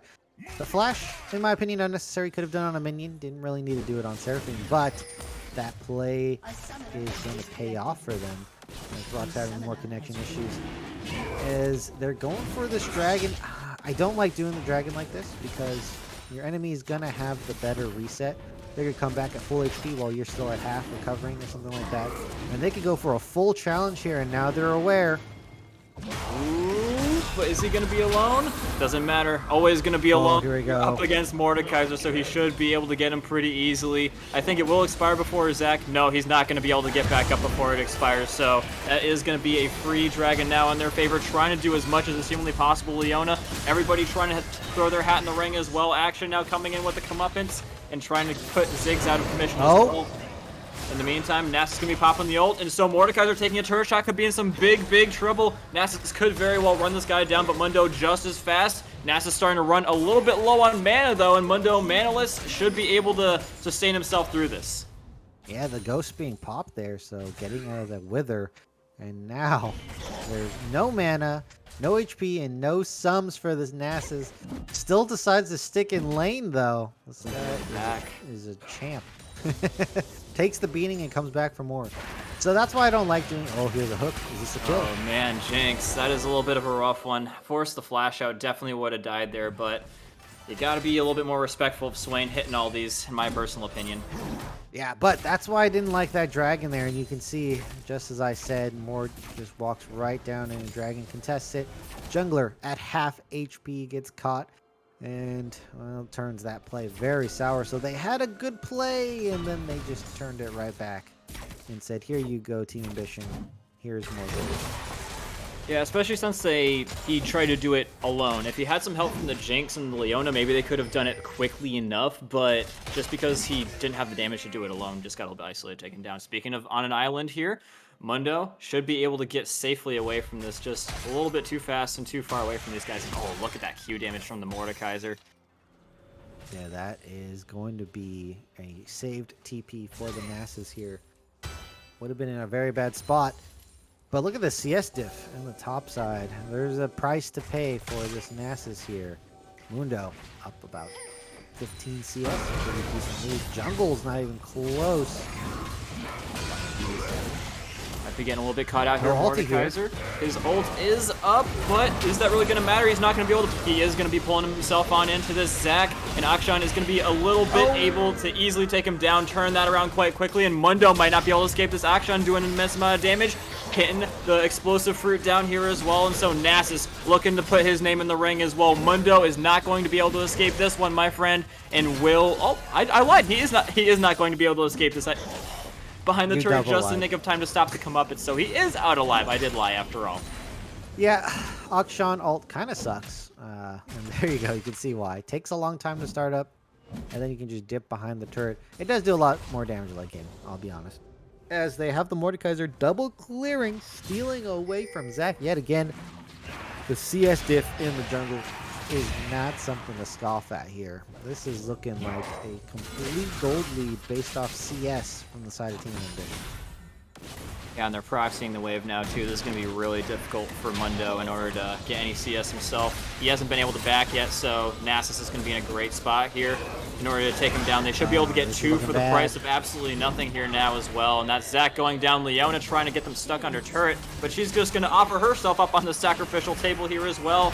Ultra Mega Death Rocket coming in here now trying to do something. Ziggs desperately trying to get someone any kind of bit of damage, but can't even seem to find the Mordekaiser. It is a scot-free killing spree for the side of TA. Yeah, they're looking mighty good already in game number 2. Their laning phase is unparalleled in this tournament. And even with this wonky draft, you can see that they just need to get their counter picks, and they will have a good laning phase. Mordekaiser 4-0 against the Zac here, has a huge gold lead as well. This is about 1.6k, so that Booty doing very good in the jungle in this game. And Akshan as well, I have to say, is not getting punished by the Ziggs push at all, and is actually pushing against the Ziggs, surprisingly. I think that's also one of the more shocking things of this game is that Ziggs has like some of the best wave clear that you can really think of off the top of your head. But Akshan has just been able to push him in every single time he really wants, enables him to roam top, roam bottom, multiple times. And now he's just going to be hiding up against this wall, trying to get a little bit of something onto Ziggs, but expelling himself away. It should be nice and safe. Slow landing onto her, but root landing right on back. Nothing happening. Yeah. Man, 40 seconds away. Dragon, number 2, coming right up. Team Ambition have the push in the mid and bot lane for it, but no jungler there. Oh, engage coming out from Zac.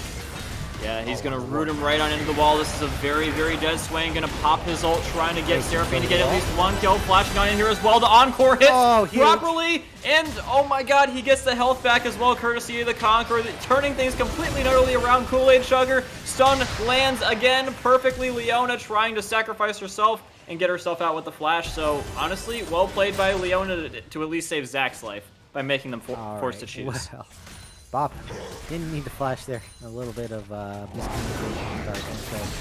Oh, top side fight. Here we go. Yeah, Nasus finally getting some stacks that he wants, and Mundo popping the maximum dosage. Even that's not going to be enough to a fully functional. He's popping the ghost, just trying to get away, trying to kite him out, hit a couple more Qs as he possibly can. Wither landing, ult runs out, but does not matter. That Q does just enough to make him dead. All right, zoned away, zoned right into the turret as well. Free turret shot. And, you know, Rock, I have to say that positioning was a bit unfortunate because you left yourself wide open to the Seraphine CCM burst combo swing. Very smartly flashing over Chugger, completing the burst for the kill. And that's something they don't want to have happen. All the tension needs to focus on the front line, on this Leona Zac. And Brock just completely caught out of position here. So giving away that kill. It was looking really good right up until that point. Leona in some big trouble here. Not going to be able to escape this one. It's going to be another kill for who, though? I think that's the biggest question here is who's going to get this kill. Is it going to be Akshan? No, it's going to be Mordekaiser. But, yeah, that's going to be setting them up very nicely for this Dragon. Support and major CC not going to be there, and so I think they're going to have a hard time contesting this Dragon if they do it at all. Yeah, Mordekaiser. Booty doesn't like giving over kills. He wants to take all of them for himself. Oh, that is a valiant effort. Oh, the drive-by smite! I love that from Zac coming to save the day. They didn't zone out the Zac, and he gets the drive-by. That is well played. That's the funniest thing I've seen all day. Very cheeky coming out of Black Eyed Peas. Is a Zac player, as you can tell. And man, that was very sneaky and well played. Credit was credit due. Alright, well, once that Booty is done demolishing Leona, gonna find himself in a 3v1. Oh, nice charm once again, but Zac, he's popped his ult as well as bounce time. Oh, she lands it just barely, not enough to root them, but immense damage being done to all players. Zach going to be going into puddle form. Everybody really hurt. Turret shots going down to Swain. He's only 1 HP. The teleport coming in from the back from Mundo. This could be a massive cleanup in their favor. Action now trying to swing into action as well. Just trying to get something, anything out of this situation. You know where action is. And somehow, once again, everybody able to escape for the side of TA. Unbelievable. Yeah, they look like they just got lost. Didn't know which one to chase or to chase at all. And man, Rock and Ipsy didn't, man, they didn't really push their advantage there. Or is it Y-Sci? I can't tell. Is it Y-Sci, Ipsy? It seems like Y-Sci because the Y's capital. Some We'll go names. with that. Some names count. We'll go with that. Man, Team Ambition, they get away with it again. They get away with it, Kamika. They always get away with it. Yeah, I mean, someone's got to do something about this. Someone's got to stop them. But, yeah, who on their team? I don't really know. I'm putting a bounty on Team Ambition. Someone. It's only Conduit and whoever makes it on the other side of the bracket are the only people who can take this bounty. And it's looking like they're going to be the one team to beat for the championship. Yeah, I'm just looking at the bounties in this game as well. You've got Mordekaiser, who's got 7,000. Might as well be at this point, but either way, fight over the mid turret. It's not. They really can't even stop them from taking anything anymore. So yeah, they've firmly lost control over this game. They're like 10k gold behind. They're even on dragons, courtesy of the drive-by smite. But like, I don't know. I don't know if anything really goes in their favor from this point forward. You've got your scaler in terms of Jinx, but they've got their scaler in terms of Nasus, who's a lot more fed at this point. What do you think? Just give up all hope here. All hope is gone. All hope is lost. As man, this is looking like this is status quo for Team Ambition. We'll see if they throw this game. They have thrown a couple games. Now, I'll be honest, that's mostly due to their just abysmal psycho drafts. And it's not looking like it'll be the case this time around, but there's always a possibility. They do have a substantial gold lead at 17 minutes in, so there is that. Not looking good. And also, it's just looking like a game to close out here for the side of Team Ambition. Yeah, I mean, literally the only one that's got any kills at all is the Jax, who is behind by, let me do the quick math on that, 50-ish CS, dude. And Mordekaiser's looking to kill him once again, looking to let him get anything whatsoever. He's trying to bounce, just trying to bounce on out, saying, nope, you're going absolutely nowhere here, my friend. I'm not even going to let you try and escape the tower. I don't care about the turret shots, dude. Conqueror proc, in I go, and there you are on out. I mean, yeah, I just don't see a way back in. Yeah, there just doesn't seem to be much ways back in the game at all. I mean, maybe, just maybe they can find a way to stack them up in one spot and get a gigantic Death Rocket and Ziggs Bomb combo onto them. But like, that is hard to execute, my friend. It would have to require like a Leona ult on top of a Jinx ult on top of a Ziggs ult. Their damage is there, I will say that, even in this low form, but they're just unable to kill any player even though they do get them to low health. Yeah, that is. Oh, here we go. Engage. Oh, they're looking for something. CC's there. He should be a very dead Nasus. He's going to pop Ghost and get on away back into the safety of the Mordekaiser. And so once again, not being able to punish anything that their opponents are doing. Yeah, Nasus definitely was caught out and just goes his way right out of there. Oh, here we go. He's toast again. And Swain saying, you're going to pay for that. How dare you think you can stop me from killing this person? You don't got damage. I got damage. And there goes Zach as well. Leona going to try and get out of here, but Zig's going to put his head on the chopping block potentially here as well. Trying to get a turn and burn into the action, and that is exactly what they do. They do get at least one out of that. Yeah, Akshan got the most fed member. So if anyone was going to fall, it was probably going to be Akshan. As we look, didn't have a bounty though. Like the one member who didn't have a bounty, that is the golden lining. They do get a kill back, so 2-16 is something. They do. So usually, I like to play the game Kamika of Team Ambition versus the clock. And can they have a gold advantage that's bigger than the clock timer? In this case, they are losing, but they've been close very many times. I mean, yeah, we'll see. Mundo, he's really looking to just try and get something going on here. Doing as much damage as he can. These Qs are pretty sizable in terms of the damage, despite the fact that he's so far behind. But yeah, this I'm looking at right here, the Dragon, no drive-by smite this time. They should really be able to extend their lead now and take pretty much all these jungle objectives. If they were cool, they would do Baron. Speed up this game, but we'll see if they do that. Team Ambition actually does tend to actually do Baron and not sell out a game, so we'll see when they decide to go for it. I'm thinking that they are thinking about it pretty soon. Yeah, I'm sure. They're probably just going to try and finesse their opponents as much as possible. So, like, that is definitely the MO of TAs, try and, like, mess with their opponents as much as possible, see what they can get away with as much as is humanly possible, and getting a Baron this early would definitely be right along with that, so wouldn't be too shocked if we saw them do that, even though they still have a Rift Herald in their pocket. Yeah, they could go for both. That would be pretty devastating if they do end up going for that.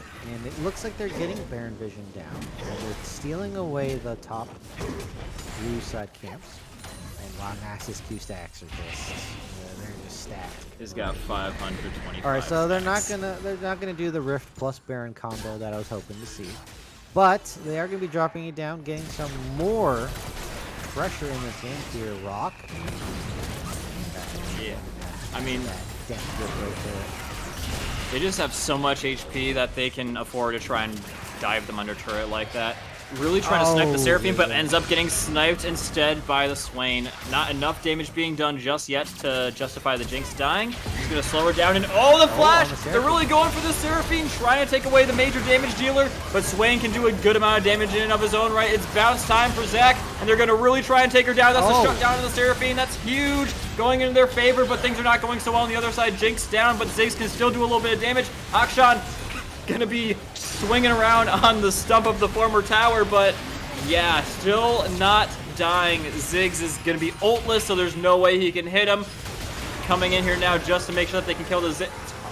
That's actually pretty huge that he was able to take Mordekaiser on the way out, because that's still 700 gold, but leaving themselves a little bit vulnerable in the middle for that turret. Yeah, DXPS wasn't there, and that was a very long and extended team fight that plays in the favor of Swain. And somehow Leona plus Zac, I mean, it was mostly Leona damage onto the Seraphine, pick up the kill. I don't know how that happened, as Mundo does not save the life of the turret, not arriving in time. Couldn't make a deal to save that turret there, but they're going to be able to get bottom as well. So overall, I believe 3 turrets up for the side of Team Ambition here. 13k gold lead, as they are falling a minus 10k behind the clock. And now, come on, Team Ambition, you can do Baron, right? Oh, maybe cashing out the Seraphine again. She lands it, the stun going in as well. Zac really looking for more. She does take a lot of damage. Akshan gonna try and give her a little bit of assistance. Oh, the rocket! But no escape whatsoever. The rocket gonna be getting a kill finally in the hands of Jinx as well. And so, that does give them a little bit of a window to do something with the ADC out of the picture. Cannot do Baron now, that's for sure. Kool-Aid aggressively pushing to the mid lane, but Zac's gonna slingshot over the wall. Oh, Swain getting really up and aggressive on them. Might not be able to get too much help here from Akshan. Is going to be able to pop the ult here. No Zhonya's Hourglass, so he will not be able to regen his health very, very much. Conqueror proc, though, means that health regen is going to start really looking to hunt down this Leona, the Akshan, but the stun does come in. Nobody looking to come to her aid, though. And so that will be Swain turning things on the turning the tables on Leona once again. Yeah, they just turned the tides multiple times here. And that was a 3v2. And that was with Jinx, your 80 carry damage there. So, looks like Swain pretty comfy in this game. Has a Frozen Heart and Rylai's. So, that is a lot of tankiness and frontline potential, as well as chase down with that Rylai's slow. Oh, is he just going to go for the kill? Okay, gets knocked back. But look at that Q damage. That's just one. Yeah, one thing I do also want to note is that Seraphine is now completely without any Magi stacks. Those 2 deaths took her down from 15 stacks to 0 stacks. So that's pretty big in terms of their damage potential as well. Oh, Ziggs, huge hit onto the Mordekaiser. He might be dying here very, very shortly. Either way, they know, they smell blood, they're going on in. Swain is going to be ultless for the time being, so he's very dead. Seraphine ult going to be landing very properly, though, and they will all be dying to the Nasus. You gotta be watching out for the Nasus. No one able to peel for Ziggs, and so this very dead Seraphine is not going to be actually very dead at all, because the peel for her team is going to be a lot better than it is for Surge, and it's a 5-man killing spree again. Yeah, the good thing about Death Realm is there is no peel, Kamika. Ziggs just left in a lonely 1v1 with the Death Knight himself. Mordekaiser, oh my gosh, 11-1-6. That booty absolutely clobbering in this game. They're trying to run it down. Baron not in. Yeah, they don't even really need the Baron here. They're just going to be going straight out in. Seraphine got all of her Magi stacks back off that fight, but in goes Zach trying to do something. Anything in order to do this. Nasus down for the count, going to be meaning that it's going to be harder for them to be winning this. He was the majority of their damage. Forced to use the Zhonya's, and taking a big fat turret shot is going to be the Seraphine trying to get on out, though. They can't really focus the Nexus here. They got to focus Zach, and they managed to do that very adequately. Leona trying to get around the back, trying to do something. But, I mean, this damage from Swain is just ungodly. Too low health, though, it's going to be meaning that Mordekaiser is going to be pretty too weak in order to end the game off now. Okay, but getting outranged by Mundo and the Jinx, getting kited around. This is the Death Rocket, though. That's pain. Yeah, that is painful. And the ult is back up. Oh, no, the ult landing. This could actually be the end right here, my friend. Mundo getting dragged back on in, and he will be dead now as well, just finessing on them. Never in any real danger here, according to them. They were technically, but, I mean, their execution of their abilities was just so much better. I thought this wasn't going to be the end. I thought they had a chance here, but they are actually going to be ending things off here as soon as they're done finessing on their opponents, making them just extra tilted. Yeah, definitely. Oh boy, we're stalling this game out. Pretty BM. Look, they're the villains. That's what they do. Yeah, definitely some villainous behavior. What do you think about that, Lily? Are you still rooting for these guys, or? Well, I tend to like to root for like the underdogs, keep it a little even. So we'll see. I mean, it's best of 5, right? Or Yep. Yeah, is so that the they have end? one more chance. One more chance. One more chance. Okay, so that I know the tilt factor will probably be high, but maybe it'll also give them a chance to recollect themselves and really like give oomph to their last game. Do you know how many If teams if said that to that's the themselves before they lost to Team Ambition? Many teams. Well, good job to Team Ambition, like well played, and good job to Conduit Surge for, trying their best. Well, they are trying their best, but it is not enough, as often is the case against this team. Team Ambition. They are the strongest power bottoms I've ever seen, and they've broken many backs in this tournament. And it's looking Christ. like Surge is another one on that list. Another person going to be losing their back in this game here. And yeah, look, it's already 2-0 Team Ambition. They've gotten all their cylinders firing.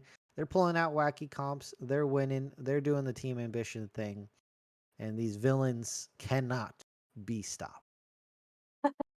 Yeah, honestly, at this point, I think that Surge, they keep pulling out a lot of these late game bot laners and things that or just things that they need to get to the late game in order to do, but all these games have been like what, 20 minutes, something like that. So They've late pretty game has much not been been reached by them over yet. at like 10 minutes or less. Yeah, so I think right? they need to Oh, try and play something a little bit more early game, maybe that can just get them to the late game. The goal is to make it to the late game. Well, yeah, they like can't get there, Kamika. They can't. well, you want the 40 minutes, but then you can't. So what would you suggest to play for the early game then? That is a good question. That is a good question. What can they play? I mean, the Seraphine's so strong. It'd be cool if they could play the Seraphine.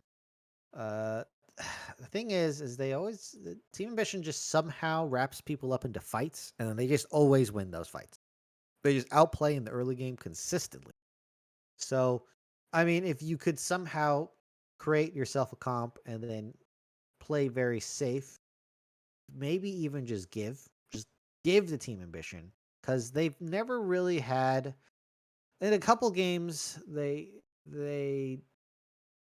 messed up and thrown a game a couple times, but not that many overall.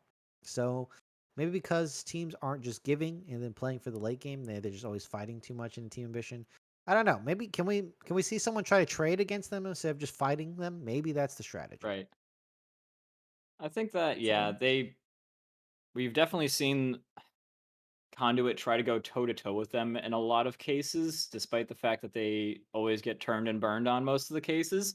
So what I think that they could maybe try and do is, instead of like Ziggs trying to follow the action or whatever he's playing in the mid lane, or whatever he's playing in the mid lane, instead of trying to follow, maybe just try and get like some turret plays, get some gold for yourself, because every single time they try and do these consolidated team fights, they always just seem to lose them and get caught in the rotation. So maybe just say whatever. If they're going to rotate bot lane, just be careful. Get some vision up inside of the jungle rotations and say, okay, we know this is going to be happening. Just brace for impact. We're going to try and get something going on in the other lanes while they're trying to just like dog on you. So I think that could be a way to go.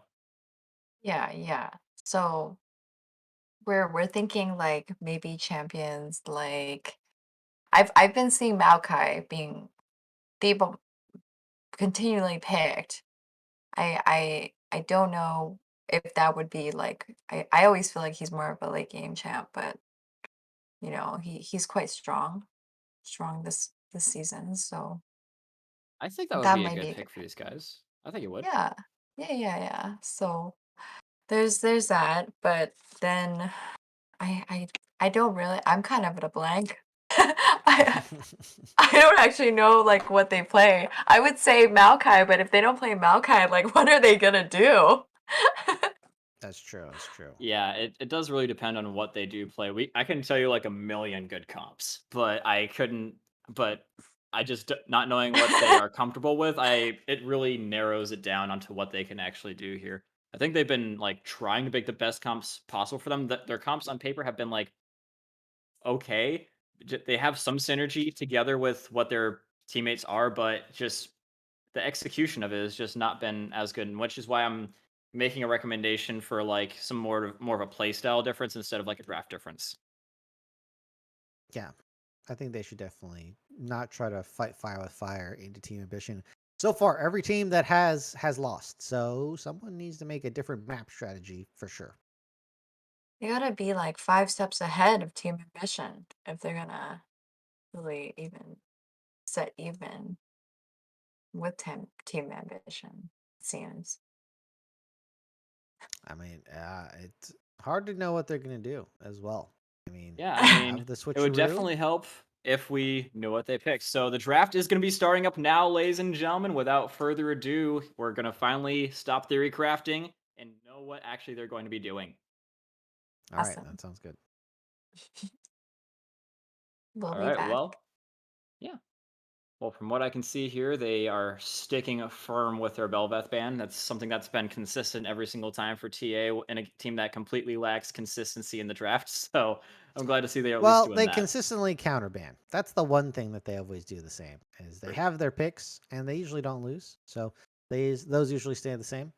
As we have ourselves the Senna. Now is the Seraphine going to get banned? I'd say, Maybe yeah, you even the got to do it. Swain. They're actually going to The be banning Swain ban Swain. happens first. So they're going to ban the Swain. I mean, Team Ambition did ban Seraphine themselves, right? No, they did not ban it themselves. I That don't was think they've ever banned done that, by no. Surge. So Surge did ban it themselves. So I'm wondering if Team Ambition just waiting for that to happen. Zach, well, Zach did have some good moments in the early game. So I mean, it's not the worst ban here that they could do. Definitely tripped him up a couple times just because they Yeah, that drag engaged steal right too. into Zach and they didn't. Yeah, and the Zach steal over the pit wall. That'll definitely get your blood boiling here. So they're going to go ahead, take that out of the game. Now, Surge, do they ban the Seraphine? This is going to. I mean, top lane hasn't really decided the game too much, to be honest, Kamika, but they've definitely been winning on the scaling end of that multiple times. Yeah, they are wary of the fact that they could be picking Aatrox here because they got first pick, and so they want to take that out of the equation. I think that's a good overall meta decision to be doing, but in the context of this game, they have just been getting dogged on in the bot lane. And that's not just due to the fact that their bot laners are very, very good, but also because they've had a lot of help from after that booty, playing Mordekaiser, or literally anybody else, or Akshan coming in, throwing his hat into the equation. So the roaming game has been pretty good, but it's also been like the bot laners able to win the 2v2s as well. So I wouldn't be too surprised if we saw some more targeted things towards them if we're not super sure what the Seraphine's going to be having with her in the bot lane. Yeah. So they're going to be putting the Ashe down, and that's a good pick into Seraphine. Doesn't have many tools to get out of the way of the arrow, and lockdown on Seraphine is very good. So far, that's a good pick. Mordekaiser does the same thing, except more of a solo kill in that realm rather than the lockdown for the team to kill that Ashe provides. But that is utility and a front line for the side of Conduit Surge here. Now, Team Ambition, they could put this Seraphine anywhere. That is one of the great things that they're at. And you'll see me harp on it whenever this champion is in their draft rotation here. Kayn is a very strong champion, specifically Red Kayn. I'm not a fan of Blue Kayn. I think Blue Kayn is pretty troll. I mean, look, he does do a lot of damage, but the CC and the sustain in the front line that Red Kayn provides is just so strong. So I much prefer that one here. And so far, that's going to pair very well as they have Seraphine. So again, Team Ambition, they have combos down. Kayn, Seraphine, Twitch. That's someone who can propagate the Seraphine ult and Twitch to lay down a bunch of damage afterward. And why am I not surprised that the villains picked Twitch? I'm just kidding, but like, and Kayn. yeah, I mean, look, yeah, they and two Kane as villainous well. champions. Man, they're going for a very assassination heavy comp. Like they're just baiting on. Seraphine is evil, right? She's an evil corporate machine. Yeah, she's a facet of a corporatized League yeah, of she Legends lures you here. on in with some nice singing songs, but then Twitch and Kane come around and like take That all your sounds money and pretty. whatever. That sounds pretty accurate. Yeah, take all your money. Yeah. Exactly what Seraphine wants to do is take all your money. Does not do it out of the goodness of her heart. Galio, an apt hero champion, although Mordekaiser, we're gonna have to give some minus points here. Galio, apt hero champion, comes in to save the day, and Ashe as well. So this is, they don't have anything to pair the Galio with, but they are picking heavy engage and a Seraphine Twitch, which is pretty good. Yeah, we're just out here slandering Seraphine, dude. But either way, I think that's a great set ban to be picking.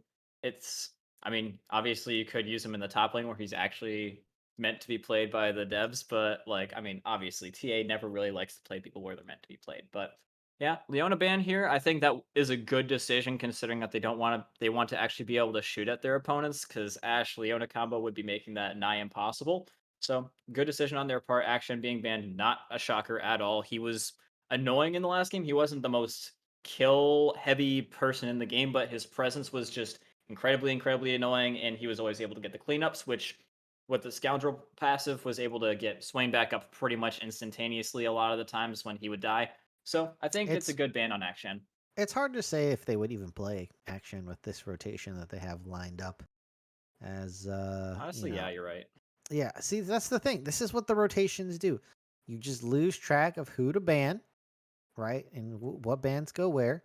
Because you can make an argument that with the current rotation they have, the Swain Akshan ban is not very good. Set ban makes sense. Set ban always makes sense against Team Ambition. Yeah, maybe they could have banned like another one of their more tankier members because I'm looking at them right now, and the most tanky one of them is Kayn. So maybe Silas is going to be a good pick here as well. Can definitely follow the Galio around, but ooh, Jace pick. This is something that I don't normally see unless it's Zeus in the good old LCS and Worlds. You mean LCK? Yeah, that's what I mean. Sorry, you mean LCK? LC whatever. LCK, NA LCS. Jace is okay. Is this real? Am I seeing? Do my eyes deceive me? Are you seeing what I'm seeing? I am definitely seeing it, and I am. Team Ambition are the villains confirmed. They have Teemo.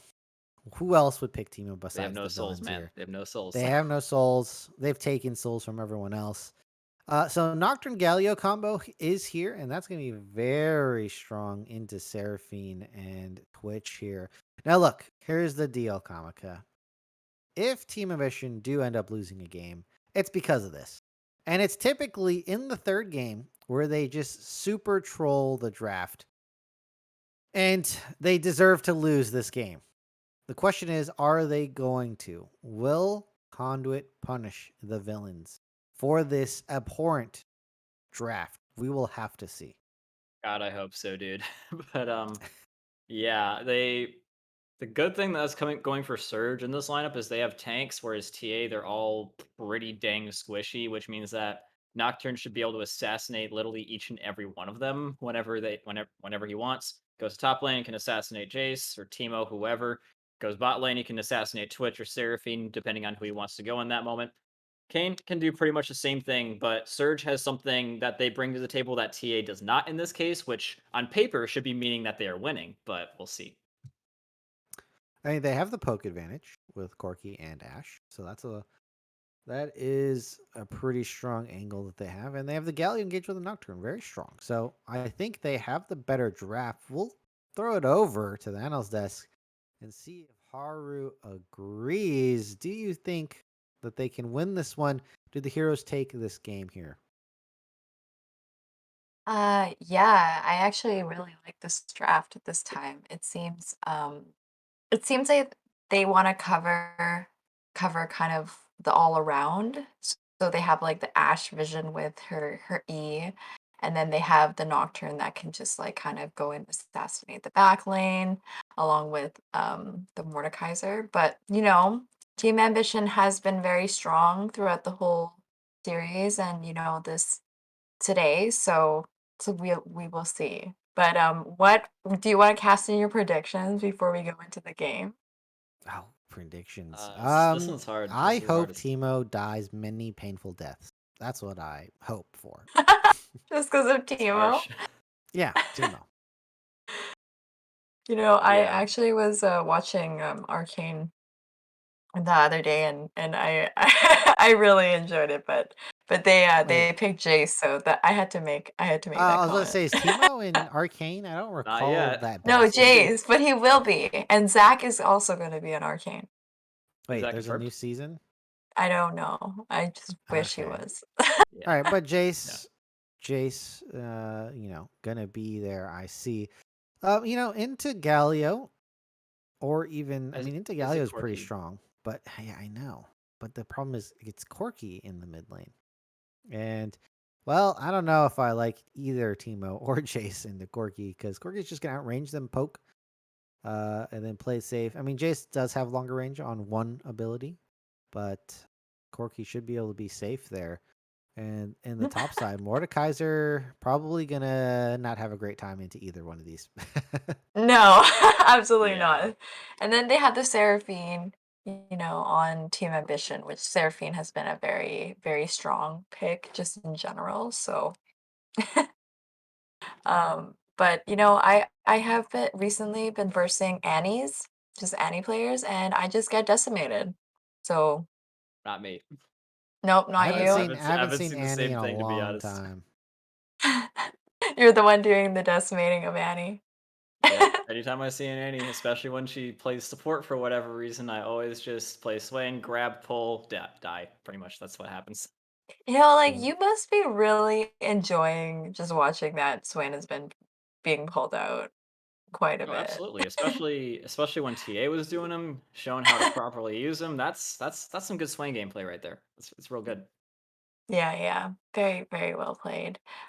So I didn't get what you said. Crems? So you're picking Surge, Conduit Surge for this game to take it? Okay. And Well, I want to Kamaka? do that. I want to do that. You I want want to. to, but I it's not can going to say happen. want I'm to, but predicting not Team to. Ambition. I'm going to predict Okay. Team Ambition again. I think Teemo is not going to do anything significant in this game. All going to be the bot lane plus the Kane in this game. Yeah. And they're just going to find wins on the map. If they do lose a game, it's definitely going to be this game. I'll say that. This is the biggest draft diff. They did it to themselves, though. So, I hope they lose. But this is, I still think that they're gonna win this game. I still think they're gonna win this. Yeah, I But if I'm they going to lose, go they did with to themselves. yeah. Yes. If I'm gonna pick Surge as the victors here, not because I see a lot of ways they can lose. I fully acknowledge that, but I have to put faith in the fact that they picked this comp and it's on paper a lot better than their opponents, and it's not even one where they have to go super late in the game in order for it to be good. Obviously, if the later does go, the better Corky's going to be. But Nocturne early is good, Ashe early is good, Mordekaiser early is good, and so they do have the ability to prolong this game to a point where their main carry and Corky can be good. So I'm having faith in them for that reason. And they also got the Galio that can actually roam quite well because he has the ult. So if Nocturne's on one side of the map, Galio can just go on the other side of the map if required. Pretty true. Yeah, he So does need someone to so jump to. we'll see. But yeah. Yeah. Well, we'll see. So are they getting into draft? Yes, Oh they yeah. just Jason here. finished the good old draft. Yeah, just finished. Nice, nice, nice, nice. So I've written down your predictions. Oh, But Okay. but let's for go over me, real quick from the last one. Shoot, which one of my predictions did I get right? I don't even remember it. It was a Senna Cenavan. ban. Cenavan, that's right. yeah, you had the Senna band right. That was good. And then there was a Seraphine and Swain bot lane. That's true. That I did was predict that also prediction technically. as well. Yep, And then NASA's top lane prediction I guess. I guess that's technically was true was too. more the jungle. I don't even remember. He was the jungle, Yes, yes, Mord and was a Yeah, jungle. so you both got your predictions right, except for the Nasus and Swain one. That yeah, was no. I'm okay with that. I'm okay with that. But other than that, like you got like basically you would have got 100%, and then the other one's like a bonus question, so it's okay. Mhm. You still got the A's. Good job. Well played. But yeah, so I love theory crafting, but I don't know. I'm just curious to see how this one is going to be unfolding. We are going to be getting ready for the spectator delay, and so yeah, I don't know really if there's more to talk about. Haru, is there anything else you want to be talking about before we get into the spectator delay? Nope, nope. Maybe we can take it to break so that you have a bit of time to cool down, and then this next game we can hype it up.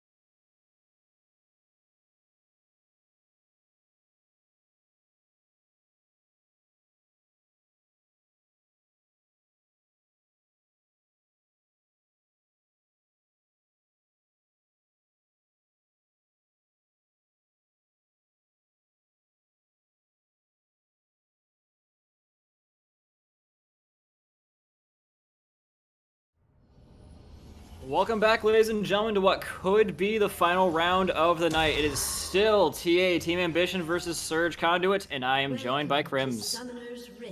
Yeah, and finally, Team Ambition making a showing on the blue side in the series here, and a 5-point start, which means that I have plenty of time to talk about what's going to happen in this laning phase here. So, Kayn is a very interesting champion in the jungle.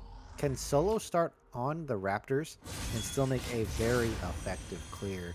All right, Corky twerks in the game here. He what? He's twerking I see it. rapidly. Nocturne likes to go for the full clear just from bot to top, usually because of the leash, and just wants to generally hit level 6 ASAP. Can go for a gank or two, nothing too crazy. Usually wants to just hit that level 6 as fast as he can. If you can squeak out a gank in that 20 seconds where you can't clear anything, that's going to be perfectly fine for Black Eyed Peas here. For the side of Kayn, you're going to want to make sure you activate your red Kayn. So you're going to be wanting to gank top a lot, maybe hit Galio a couple times on bot side. Those are going to be your most effective for activating red. If gaming wants to go red Kayn. I hope that is the angle they're going for, though. Now, what do you think the odds are that he actually picks blue Kayn? I mean, that would definitely be on brand for this team. I don't know. I don't know if they would do that at all. It's very effective against Corky and Ash, which I guess is pretty good. But, I mean, you really have the Twitch for the damage. You really just are there for the disruption. I think that's what they're really missing on their team. And Kane's the only one who gets applied. I absolutely agree. They need someone that can tank a little bit of damage. Jace can somewhat do that, I do believe, but not really. Ooh, Galio trying to go on in, does get a little bit of something onto the Twitch, but the poke of this lane is just so much so that they can run right back to the turret, do damage right on back. Yeah, they have the kite back, especially level 3. It's going to be even better. So Galio is going to be put in a tough spot. There's a reason why we don't see him support anymore, and a couple of reasons. One being just the slow that Galio gets with his E, and you can't flash anymore. Yeah. Top lane Teemo, doing top lane Teemo things, being annoying little rat. On the top side there, and the full clear coming in from Black Eyed Peas. You see that? Gonna smoothly move up to the Krugs and start doing that. Kayn matching, and so they're gonna roughly get to the top lane at the same time. I think Black Eyed Peas is actually ahead here, so that is an opportunity for Black Eyed Peas to make a play. Either go for the scuttle or go for the gank first. Gaming, I lied. Gaming is the first to make that clear. As the push in from Dark One Crate is going to solidify the scuttle take for gaming here. Yeah. This could be a double scuttle again. That would be very terrible for the Nocturne. Likes getting that HP for that level 6.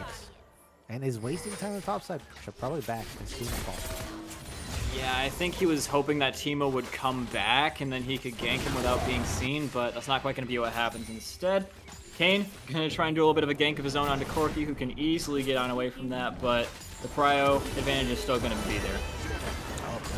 Oh, Galio, good hit. Going to try and suck him back in so that Ash can get some damage in as well. Kayn going to be trying to come in and save the day, okay. and that's meaning that he's going to be coming in for a little bit of a flash, activating the super rapid arrows, and that's going to be getting them on away from that. Kayn's still alive and lurking. He's been seen. And no gank threat because the Kayn does get the double scuttle. Huge XP boost for the jungler of Team Ambition here. That flash in from Kool-Aid was wild.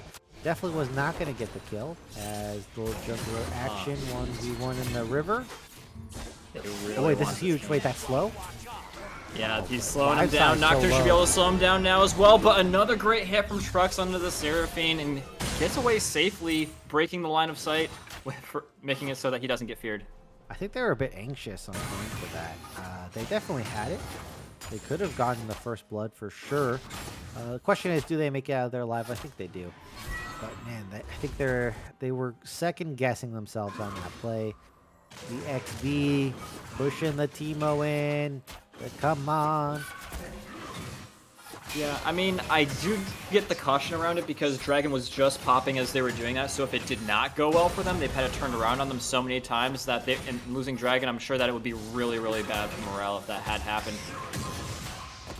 Okay, Ooh, hits the Mordekaiser Q. taking a lot Misses of the damage here, autos. though. Yeah, the poisons are gonna do that. Need to hit him with spells. Luckily, Q is not an auto, so that will go right through the blind. And this dragon's still standing. It is a Cloud Drake, probably the worst Drake to start with. Doesn't really offer much for both teams here.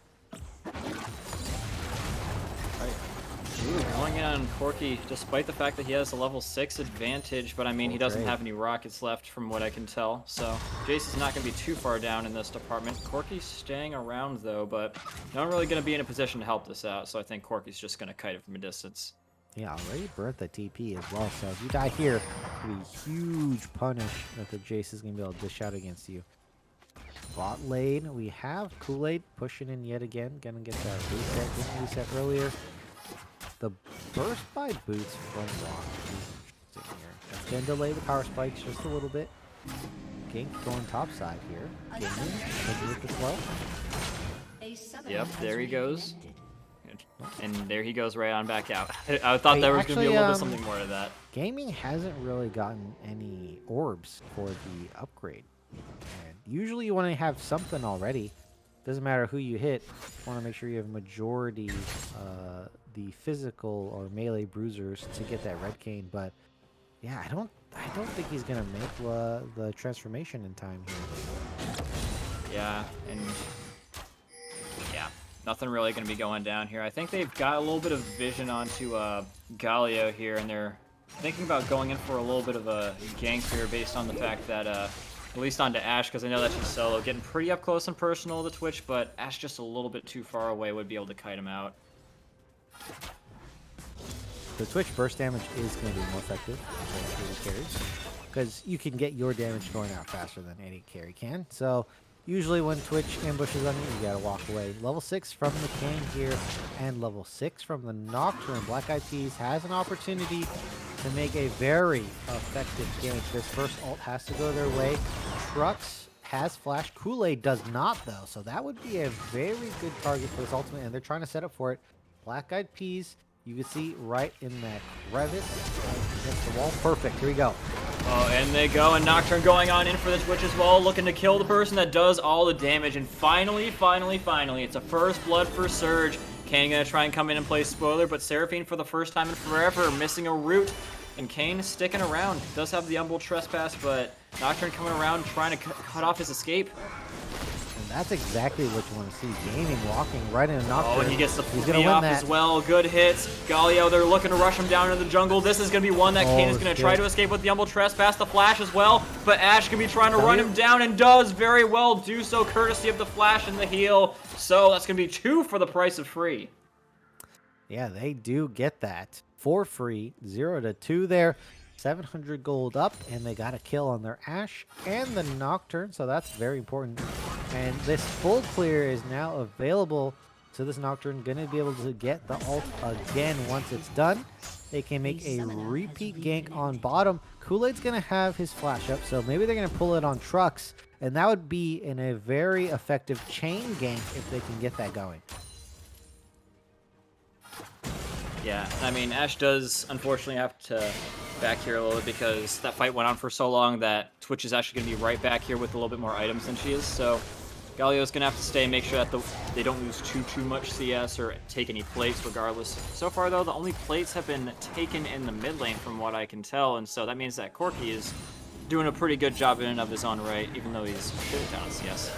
Oh, in comes the Kane here, might be able to catch the Mordekaiser out. That poison is so dang damaging, and so they will be able to get at least one back for some top lane prio, going for a little bit of damage on the Nocturne as well, but Jace might have bitten off a little bit more than he can chew. Gonna have to flash on out, but Nocturne committing for it. The fear is gonna be landing, and Jace should be dead as well. All right, Conduit Surge, you're looking a lot better in this game, and you guys actually have a decent lead for once. 3-0 kills. And it's off the back of Flash. He's here on this Nocturne. He's not going to go for the full clear. Doesn't. Skips over red. and is looking for the scuttle instead here. But so far, the Nocturne doing quite good. And I have to say, Team Ambition getting punished. But look at this farm. They're catching back up in the farm department right away. This is part of their strength. Their laning phase here, so strong. They get more CS, which means that even though you make more plays against them, they're going to be able to recoup it up just off pure CSing here.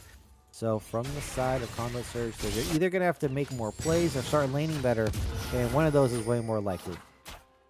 And that is true, but I do notice that one key thing, and that is that Nocturne has brought Stride Breaker, so him and Corki coming down here should be able to allow them to catch one out. Ooh, Corki gonna get a little bit caught in the act, but in they go, trying to do a little bit of damage. The fear should be landing, but goes for the Umbral Trespass to escape it. Solid Encore landing here as well, but that will not be saving Kane, denying the vision here as well with the ultimate coming out of him, and this could be very big damage coming down indeed. Galio forced to escape, but Ashe still does enough damage to take down the third, and so this should be a tracking going in their favor at the 11th minute.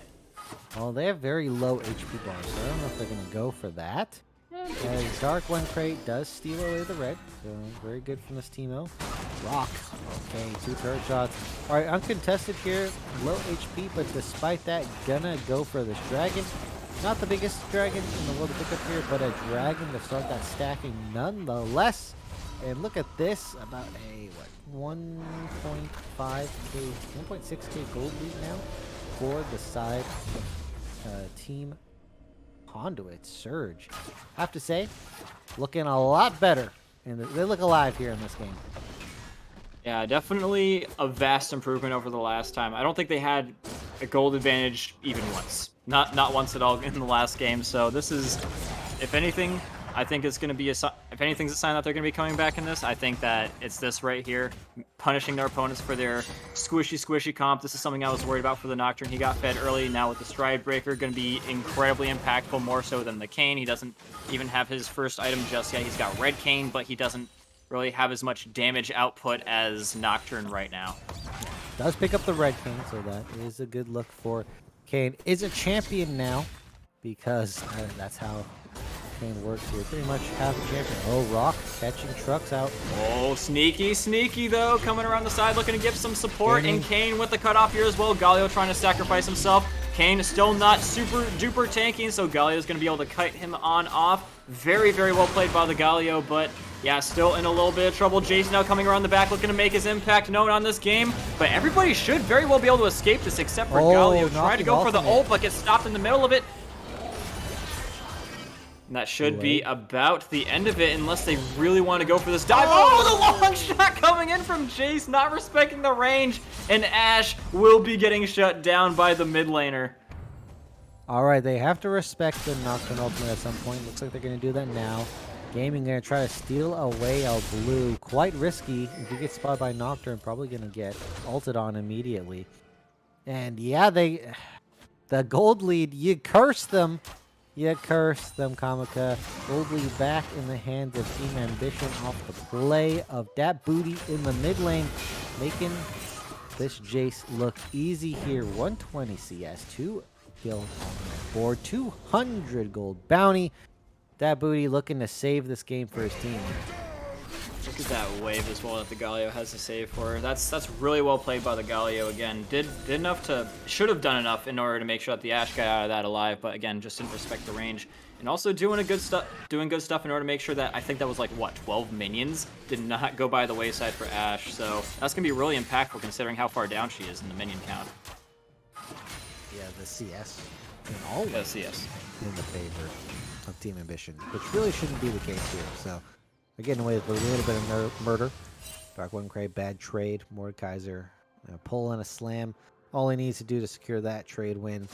Rift Herald on the board, 2 minutes away from Dragon. This is the current objective that can be for the taken. But again, it is past 14 minutes here, so no one is really incentivized to pick it up.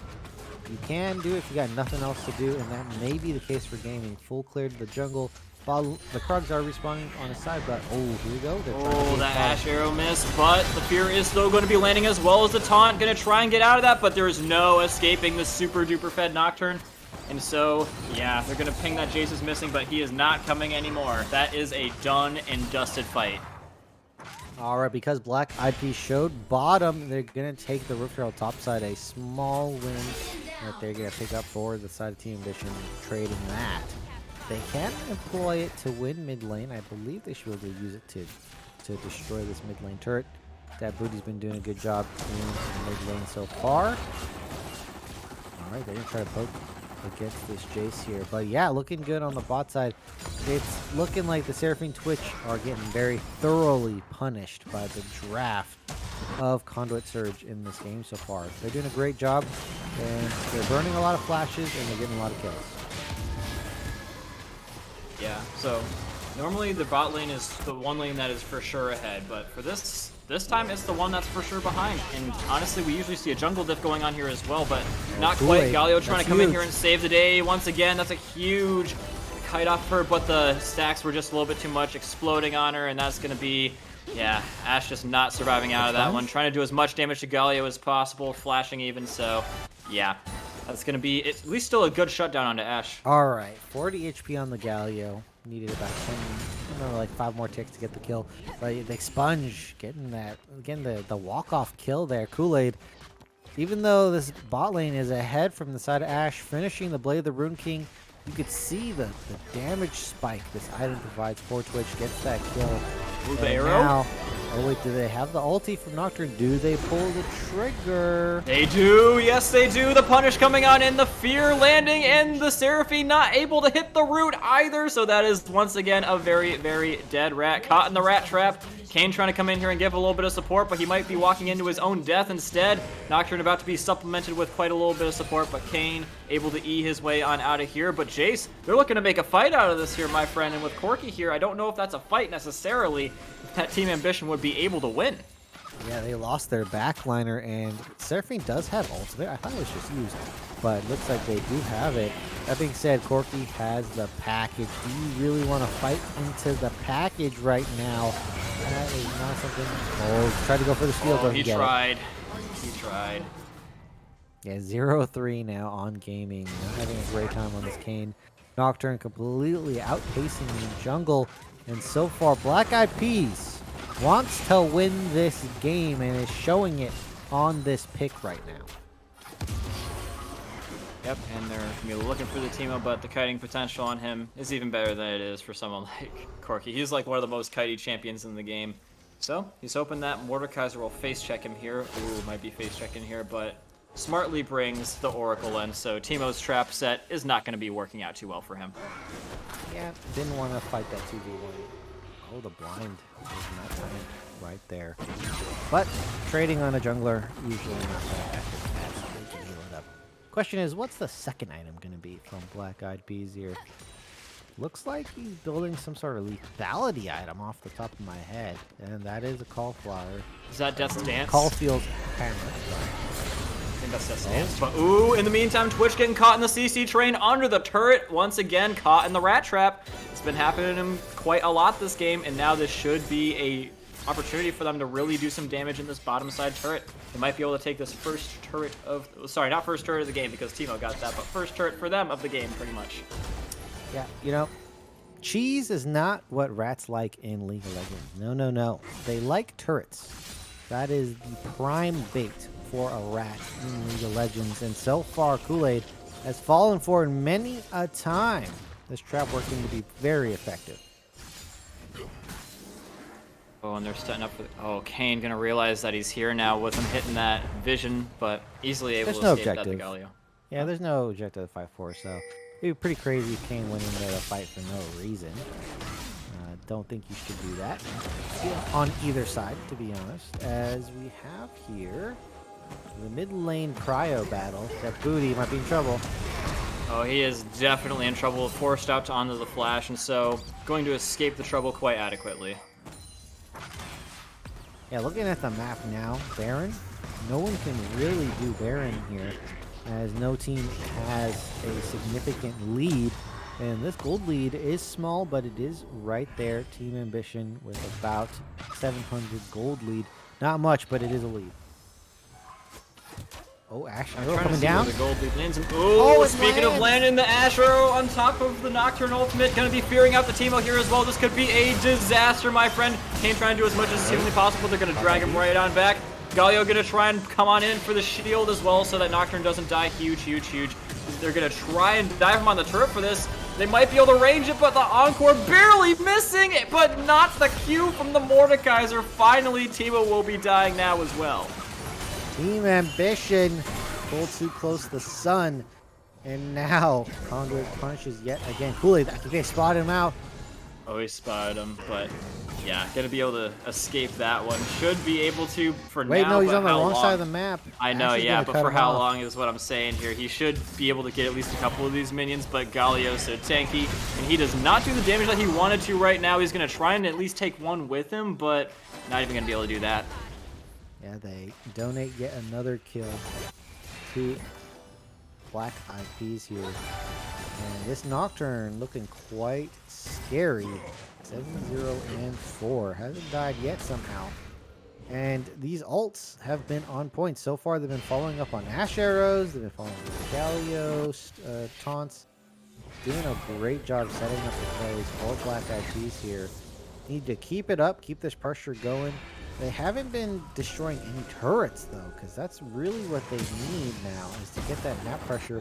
Once the map's opened up, Rift, Rift and even Baron or Dragons is going to be full pressure conceded over to this Nocturne. So they really need to get these turrets down, and soon, Kamika. That is pretty true. They've got two turrets that are strong candidates for that. You've got Corki in the mid lane, easily able to do something like that, and so maybe it's possible that if Jace does go for this dragon, that he could just take the mid turret. They've already got two dragons up, so they might be able to do a sacrifice for that, but not looking to even let this go by the wayside. Oh, Ash nice Arrow arrow. coming to the rescue. That's huge, but still whacking it onto him. And that's actually pretty well placed Zanya's Hourglass for him, and so they will be able to punish the Kane very, very hard for that committal. Yeah, that's the jungler down for the dragon as well. 3 dragons in a row. Looking nice from Conduit. Ash However, might be Kool-Aid- overstaying though. Ash might be overstaying though, and popping the ult as well as the flash. Ash will be biting the dust. A little bit unnecessary, but is it going to be 2 for the price of 1? I think that is going to be the case. Seraphine trying to come in here to the rescue, but Mordekaiser coming in and landing one onto the Twitch. 7th death of the game for Twitch, and not a whole lot of time. Jace now falling now as well. Corki going over the top and killing Teemo once again, and Seraphine should be able to escape unless gets tipped by that by Mordekaiser, but no. This should be a free dragon for them as well as a free turret. All right, Conduit Surge. They're doing it this game. 2K up. They have the 3rd dragon as well. And it's looking Oh, like Kane. the- Going in for the steal! Going in for the steal! He will lose his life for it, but is still going to be getting a very influential dragon for them. I am upset. I am upset. Why? Why are you upset? I think you know exactly why I'm upset. Because of the steal? I honestly really liked it, to be honest with you, but either way, It's just that no was a one, big... no ward over the wall, no one zoned. It shouldn't have happened. And also, it was looking like it was gonna be 3 dragons, and then it would make this game a for sure Conduit Surge win on the 4th. But now that's been delayed. They've bought themselves time. They need to find an answer to the top 3 members of Conduit Surge. But yeah, I'm just upset at the play so far. Yeah, what I'm more upset about is that they didn't even get a turret for it, dude. They did not even They get a haven't turret. gotten any objectives. They Yeah, need to literally open the map. nothing gained for that 4-man kill. So that's what I'm upset about. They really were dedicated to getting that dragon, and well, they didn't get it. Not enough members zoning away the Kane either. I mean, at least have your Galio on the other side. That would work out very well. And I mean, Well, that disappointment is coming through, washing over me, and now we have to look towards this game. So Corki, still powering up, but should be able to at least do something on the map now. Is a strong in the fight, but really needs to use the pressure to get one of these turrets. I mean, they have the capability, but they're really playing it safe on the side of Conduit. Yeah, a little bit too safe. I was saying that they needed to play a little bit safer, and I think they took my words to heart definitely on that, but now I'm going to say you're playing a little bit too safe here, 100%. You could have probably done both. I mean, if 4 of you can't stop just Kane from stealing the dragon, then, like, 2 of you couldn't have stopped him either, and there was no one else up at the time, so definitely could have taken a turret there. I think they just got to be looking at the game in a little bit more of a macro sense, especially considering they knew that all the players were down. So, yeah, they have the team fighting potential here, my friend. They definitely do, so I think they just got to look to try and either isolate Teemo in the bottom lane while not getting pushed in the middle of the map. Try and force a fight, something like that. Yeah, they should really get that 5v5 going. With the Nocturne engaged, gonna be insane with the Galio on top. They need lots of kills, especially if they don't have Flash on their backline. So, if Trux doesn't have Flash, it's gonna be a death. If Kool-Aid doesn't have Flash, it's gonna be a death. So, they're gonna need to set that up for the next fight. Probably gonna be in 2 minutes. Well, both these teams are gonna just farm away. And, well, that means we have a bit of reprise from this game. We can sit back, relax just a little bit, so both teams farm away, and then sudden violence. Yeah, I think what the idea here for now for Surge Conduit is going to be this mid lane push for this turret. It's so dang weak. They've got great control over the bottom lane in terms of just like, oh, they're seeing Teemo trying to go and contest their vision, so I don't know if they're going to be looking to chase him too much, especially as you can see there's so many shrooms down there, shrooms of doom, but yeah, it's unfortunate that they're just really gaining nothing, but their opponents I mean, are if just the gaining arrow so much. lands, you can definitely engage. So, but the arrow doesn't land there. I'm just surprised that Corki's not pushing into this Teemo here. You could just poke him out with your rockets, and then Teemo can't do anything. But not opting for that, just playing it really far safe. Oh, and Teemo now gets a trade on you. Yeah, I think it's just like the precedent that's been set throughout this game is that if you try to go in, you will die. So they're being very careful and intentional about their fights. They have mental PTSD against Team Ambition here. Don't want to go in. That is, man, you gotta shake that off if you want to win this game here, because your team is the one that needs to engage. I mean, Corky's the only one who could really sit back, right? Yeah. All right, well, both teams here doing as I thought. 40 seconds, we'll have ourselves a dragon fight, possibly. The vision being contested by Team Ambition, though, needs to be cleared out. And Absolutely. Black Eyed Peas could find himself in a bad spot, surrounded by multiple members. Is actually in the middle of 4, unaware of it at the moment. Well, I think he's going to go for the Nocturne ult, and then Galio ult right on top of that with the heroic entrance, but we'll see. This dragon fight is definitely shaping on up. Jace is going to be a little bit away from everybody else by the time that it pops, but the Hextech gate should get him there just in the nick of time, and they're not looking to take this fight before he gets there, so it's being well played currently by Team Ambition. Dragon being started in the meantime, so Kane looking to go for the steal once again. They're not showing themselves until it's going to be too late. Kane looking to go for the E through the wall. Dragon getting very close to dying. Is he going to be able to steal it? Stun coming in from the Ash Arrow, and they will not be able to land the steal this time. Galio trying to stop him. In the meantime, but the Humble Trespass is still going to be landing. Spill Shield trying to save him as well as the Galio ult, and they will be able to get the at the end of the day. Huge for the Kane. He's finally huge, flashing on away, trying to make it so that he can stall as much time as possible, but ain't nothing to be gotten back from that. Still worth for the Kane to be getting that kill. Yeah, the stun on the wall, though, that was pretty good. Unfortunately, weren't able to completely zone away the Kane for the kill onto Nocturne. 1,000 gold going over. That's a huge shutdown and a huge gold injection to this Kane here. And man, look at this. It feels like Surge, all the power was in the Nocturne because they're losing turrets. Yep, they had their moment. They had it, and they're starting to really lose it, my friend. I'm starting to lose. I don't want sight Teemo of to win, this. please. Yeah. Surge, please, you punish need to Teemo beat pick, Teemo. please. But yeah, Teemo they is have useless. they have the lane pushed up top, so if they really wanted to, they could keep Corki mid and just have him keep on farming the wave while they go and push the top turret. They're gonna try Mordekaiser take one of these bottom turrets. There's a lot that they can do here, but like, I don't know, the macro is just not there for them. Yeah, they're not. I have to say they don't know how to set up a play to get these turrets. Because look, none of them have fallen, and they were the stronger team, and they still are the stronger team at this point in the game. But they're not even making a play. They're just farming out the lanes here. I guess that's fine because they do have the Corki, but I mean, Twitch Seraphine is huge scaling potential. And I don't know if you want to find out what a late game Seraphine Twitch feels like to play against. Yeah, I mean, Twitch has definitely come back into prominence in this game. He's died pretty much half of their deaths, a third of their deaths in just this one man, but starting to really do some massive damage with the Kraken Slayer as well as the Blade of the Ruined King.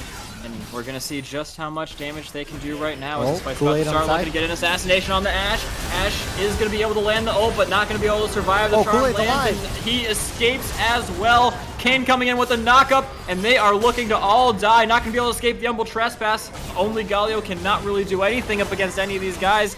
And so he is just going to have to take this death on the chin as well. Huge team fight for TA. And now, of all things, the Twitch has more money than the Ashe, even though the 7 deaths. Look at the farm difference, and now just completely able to carry that fight on the side. The ambush doing tons of damage. And while the response was decent, it needed to happen a lot sooner. And that Seraphine combo right on top as well. Kool-Aid was able to survive, get the charm, lay down more damage, and return to that fight. Surge, you're losing it. You're throwing this game. Yeah, they really had it, and they really lost it. Mordekaiser are going to try and take this 2v1 on here, but gets thrown all left, right, and center. Galio trying to come in and give him a little bit of help, but it's just too late. It's just way, way, way too late.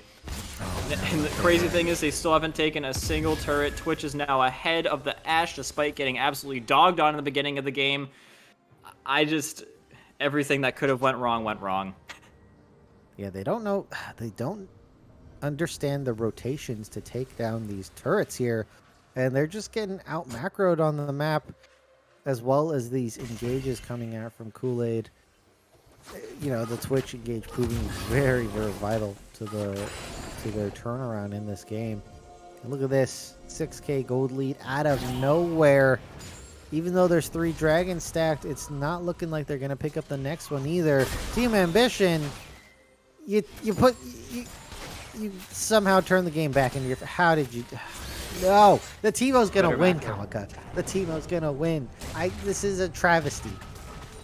Yeah, that is the biggest travesty of the night. Is not the fact that Twitch, despite dying 7 times in a row, more or less, is going to be able to get back into this game. But it's the fact that, oh man, Galio going to get caught out now as well, right before the dragon spawns, and that's a lot of your CC and a lot of your tankiness off the table already. So, once again, another dragon goes by that they're not going to be able to contest, and Corki about to get bursted now as well, trying to pull on out of this one, content to take the turret damage because just how fast they can kill him.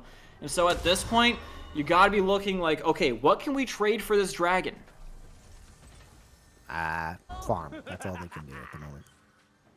Yeah, you know, the macro play is proving to be very, very significant in this game. Team Ambition now going to prevent that dragon, the 4th dragon, from the side of Conduit Surge, and now starting their own stacking. And I'll be honest, 4 Hextech Dragons is nasty with 8 Twitch. There's nothing else to say about that. They have an inhib exposed as well. That Booty doing work on the turrets. And, you know, even though they're winning in the game, maybe Conduit was they just didn't have the morale. Everything's been taking out of them. Didn't have the gusto to make the plays to win this game. And now they're just taking it lying down, and it's looking very sad from the side of Conduit because they could have won this game easy. Yeah, the win wasn't in their hands, but they just could not seem to firmly grasp it in their hands. So it slipped right on out. Turret getting lost in the bottom lane. Really getting close to losing this inhib as well. They're trying desperately to. If that's an innuendo, that's a very good innuendo. Very subtle, but I caught it. Oh, thank you, thank you. Yeah, well, look, the power bottoms looks like they're good at coming from behind here. Gaming might have made a mistake though. Yeah, he is going to be able to Umbral Trespass, might be able to E his way on out as well, back to the path of his teammates, so he will not be punished for that very much. Mordekaiser trying to come in for the flank, however, is definitely going to be dying, courtesy of the team. Galio now getting caught out, turning what should have been a bad spot for the side of Team Ambition into one where they can go in and take this inhib, and maybe even end the game if they're so inclined to. Oh, are they going to win this game with negative food and AIDS here? This is going to be quite something to see. They're going to get that inhib. They finally cracked the base. Are they going to go for the win? They don't have Baron, but multiple members are down. They have 20 seconds. Yeah, this is looking like the game here, Kamika. There is absolutely nothing that they can do. Corki is the sole survivor. He's going to try and go in for a Valkyrie flight on in there, but just pretty much he just tickles them with those bombs. And so with nobody else up, there is going to be nothing to stop Team Ambition from getting this 3-0 victory and moving their way on to the finals. And they break another back. These power bottoms cannot be stopped. Team Ambition, they have the best abs in the industry, absolutely crushing it. There's just so much power and force generated by this team. And even when it looks like they are down for the count, they can come from behind at any moment. This is the team to beat the #1 contender for the cup. I said it ever since I saw their first playoffs game here. This team is the one to beat. And even though they do troll, that is their biggest weakness, they can still pull out a win like this. Team Ambition's absolute villains on the Rift, and they are in my hearts as well. Kamika, how's it feel witnessing such evil and greatness in the same game? Oh, it fills my heart with joy just to see Okay, Team you're of- also a villain. I'm kidding. You're kidding. evil. Yeah, just a little bit. But yeah, it was still fun seeing good macro win. I just always love to see good macro win. Even if you got like some weird champs going on there, I think that good macro should always win you the game. And that's exactly what happened here. That Switch was not having a fun time for the first 15 minutes of the game, just getting death after death after death, pretty much half the deaths of his team at one point, and able to bring it back because, again, they know how to pick a turret push, they know how to retake some dragons. We'll forget about that one time that the Kane went in there and died for it, but let's remember the time when he was able to go in there and take it. The macro just went right back in their favor, and just weren't able to keep up with it by the end of that game. So, yeah, I just love seeing teams with good macro wins. They didn't have any plays that they set up. They kind of just was planning to sit around and wait at dragon. Could have pushed for. I mean, look, you can do that if maybe like there's no more tier 2 towers left. You just take the dragons, because what will end up happening is enemy team stays in base, and that's fine if they stay in the base. But they weren't staying in the base. They're on the map, and they were able to finagle themselves into angles to take the game back in their hand. I mean, Kool-Aid was able to find multiple engages, and they weren't able to track this Twitch at all, Kamika, and they were letting Team Ambition make plays on the map to get them back into the game. Yeah, well, that's about all I have to say about that. In the words of Forrest Gump, do we have anything from Haru to say in closing here? Oh, actually, Haru had to leave, so Haru's not going to Unfortunate. be here. So, Could not on that note, ladies and witness- gentlemen, I will be taking us out of here. Thank you so much for tuning in. Make sure you come back for the next game. There's going to be some finals afoot. There's still plenty of games going on this weekend, so make sure you come back tomorrow, because I'm pretty sure there's going to be some more awesomeness, League of Legends coolness coming on for you. Make sure on your way out you follow Risen Esports as well as me and Crims if you liked our casting. And yeah, I just hope you guys enjoyed the game, because I know I sure did. Crims, anything to say before we close this one on out? Other than I think the villains are going to win. This evil wins this time. Yep, it's Game of Thrones. Villain's gonna win. If you want to see if the villains actually win, ladies and gentlemen, make sure you guys come right on back for the end of the season. It's coming up soon, and we will see you when that does happen.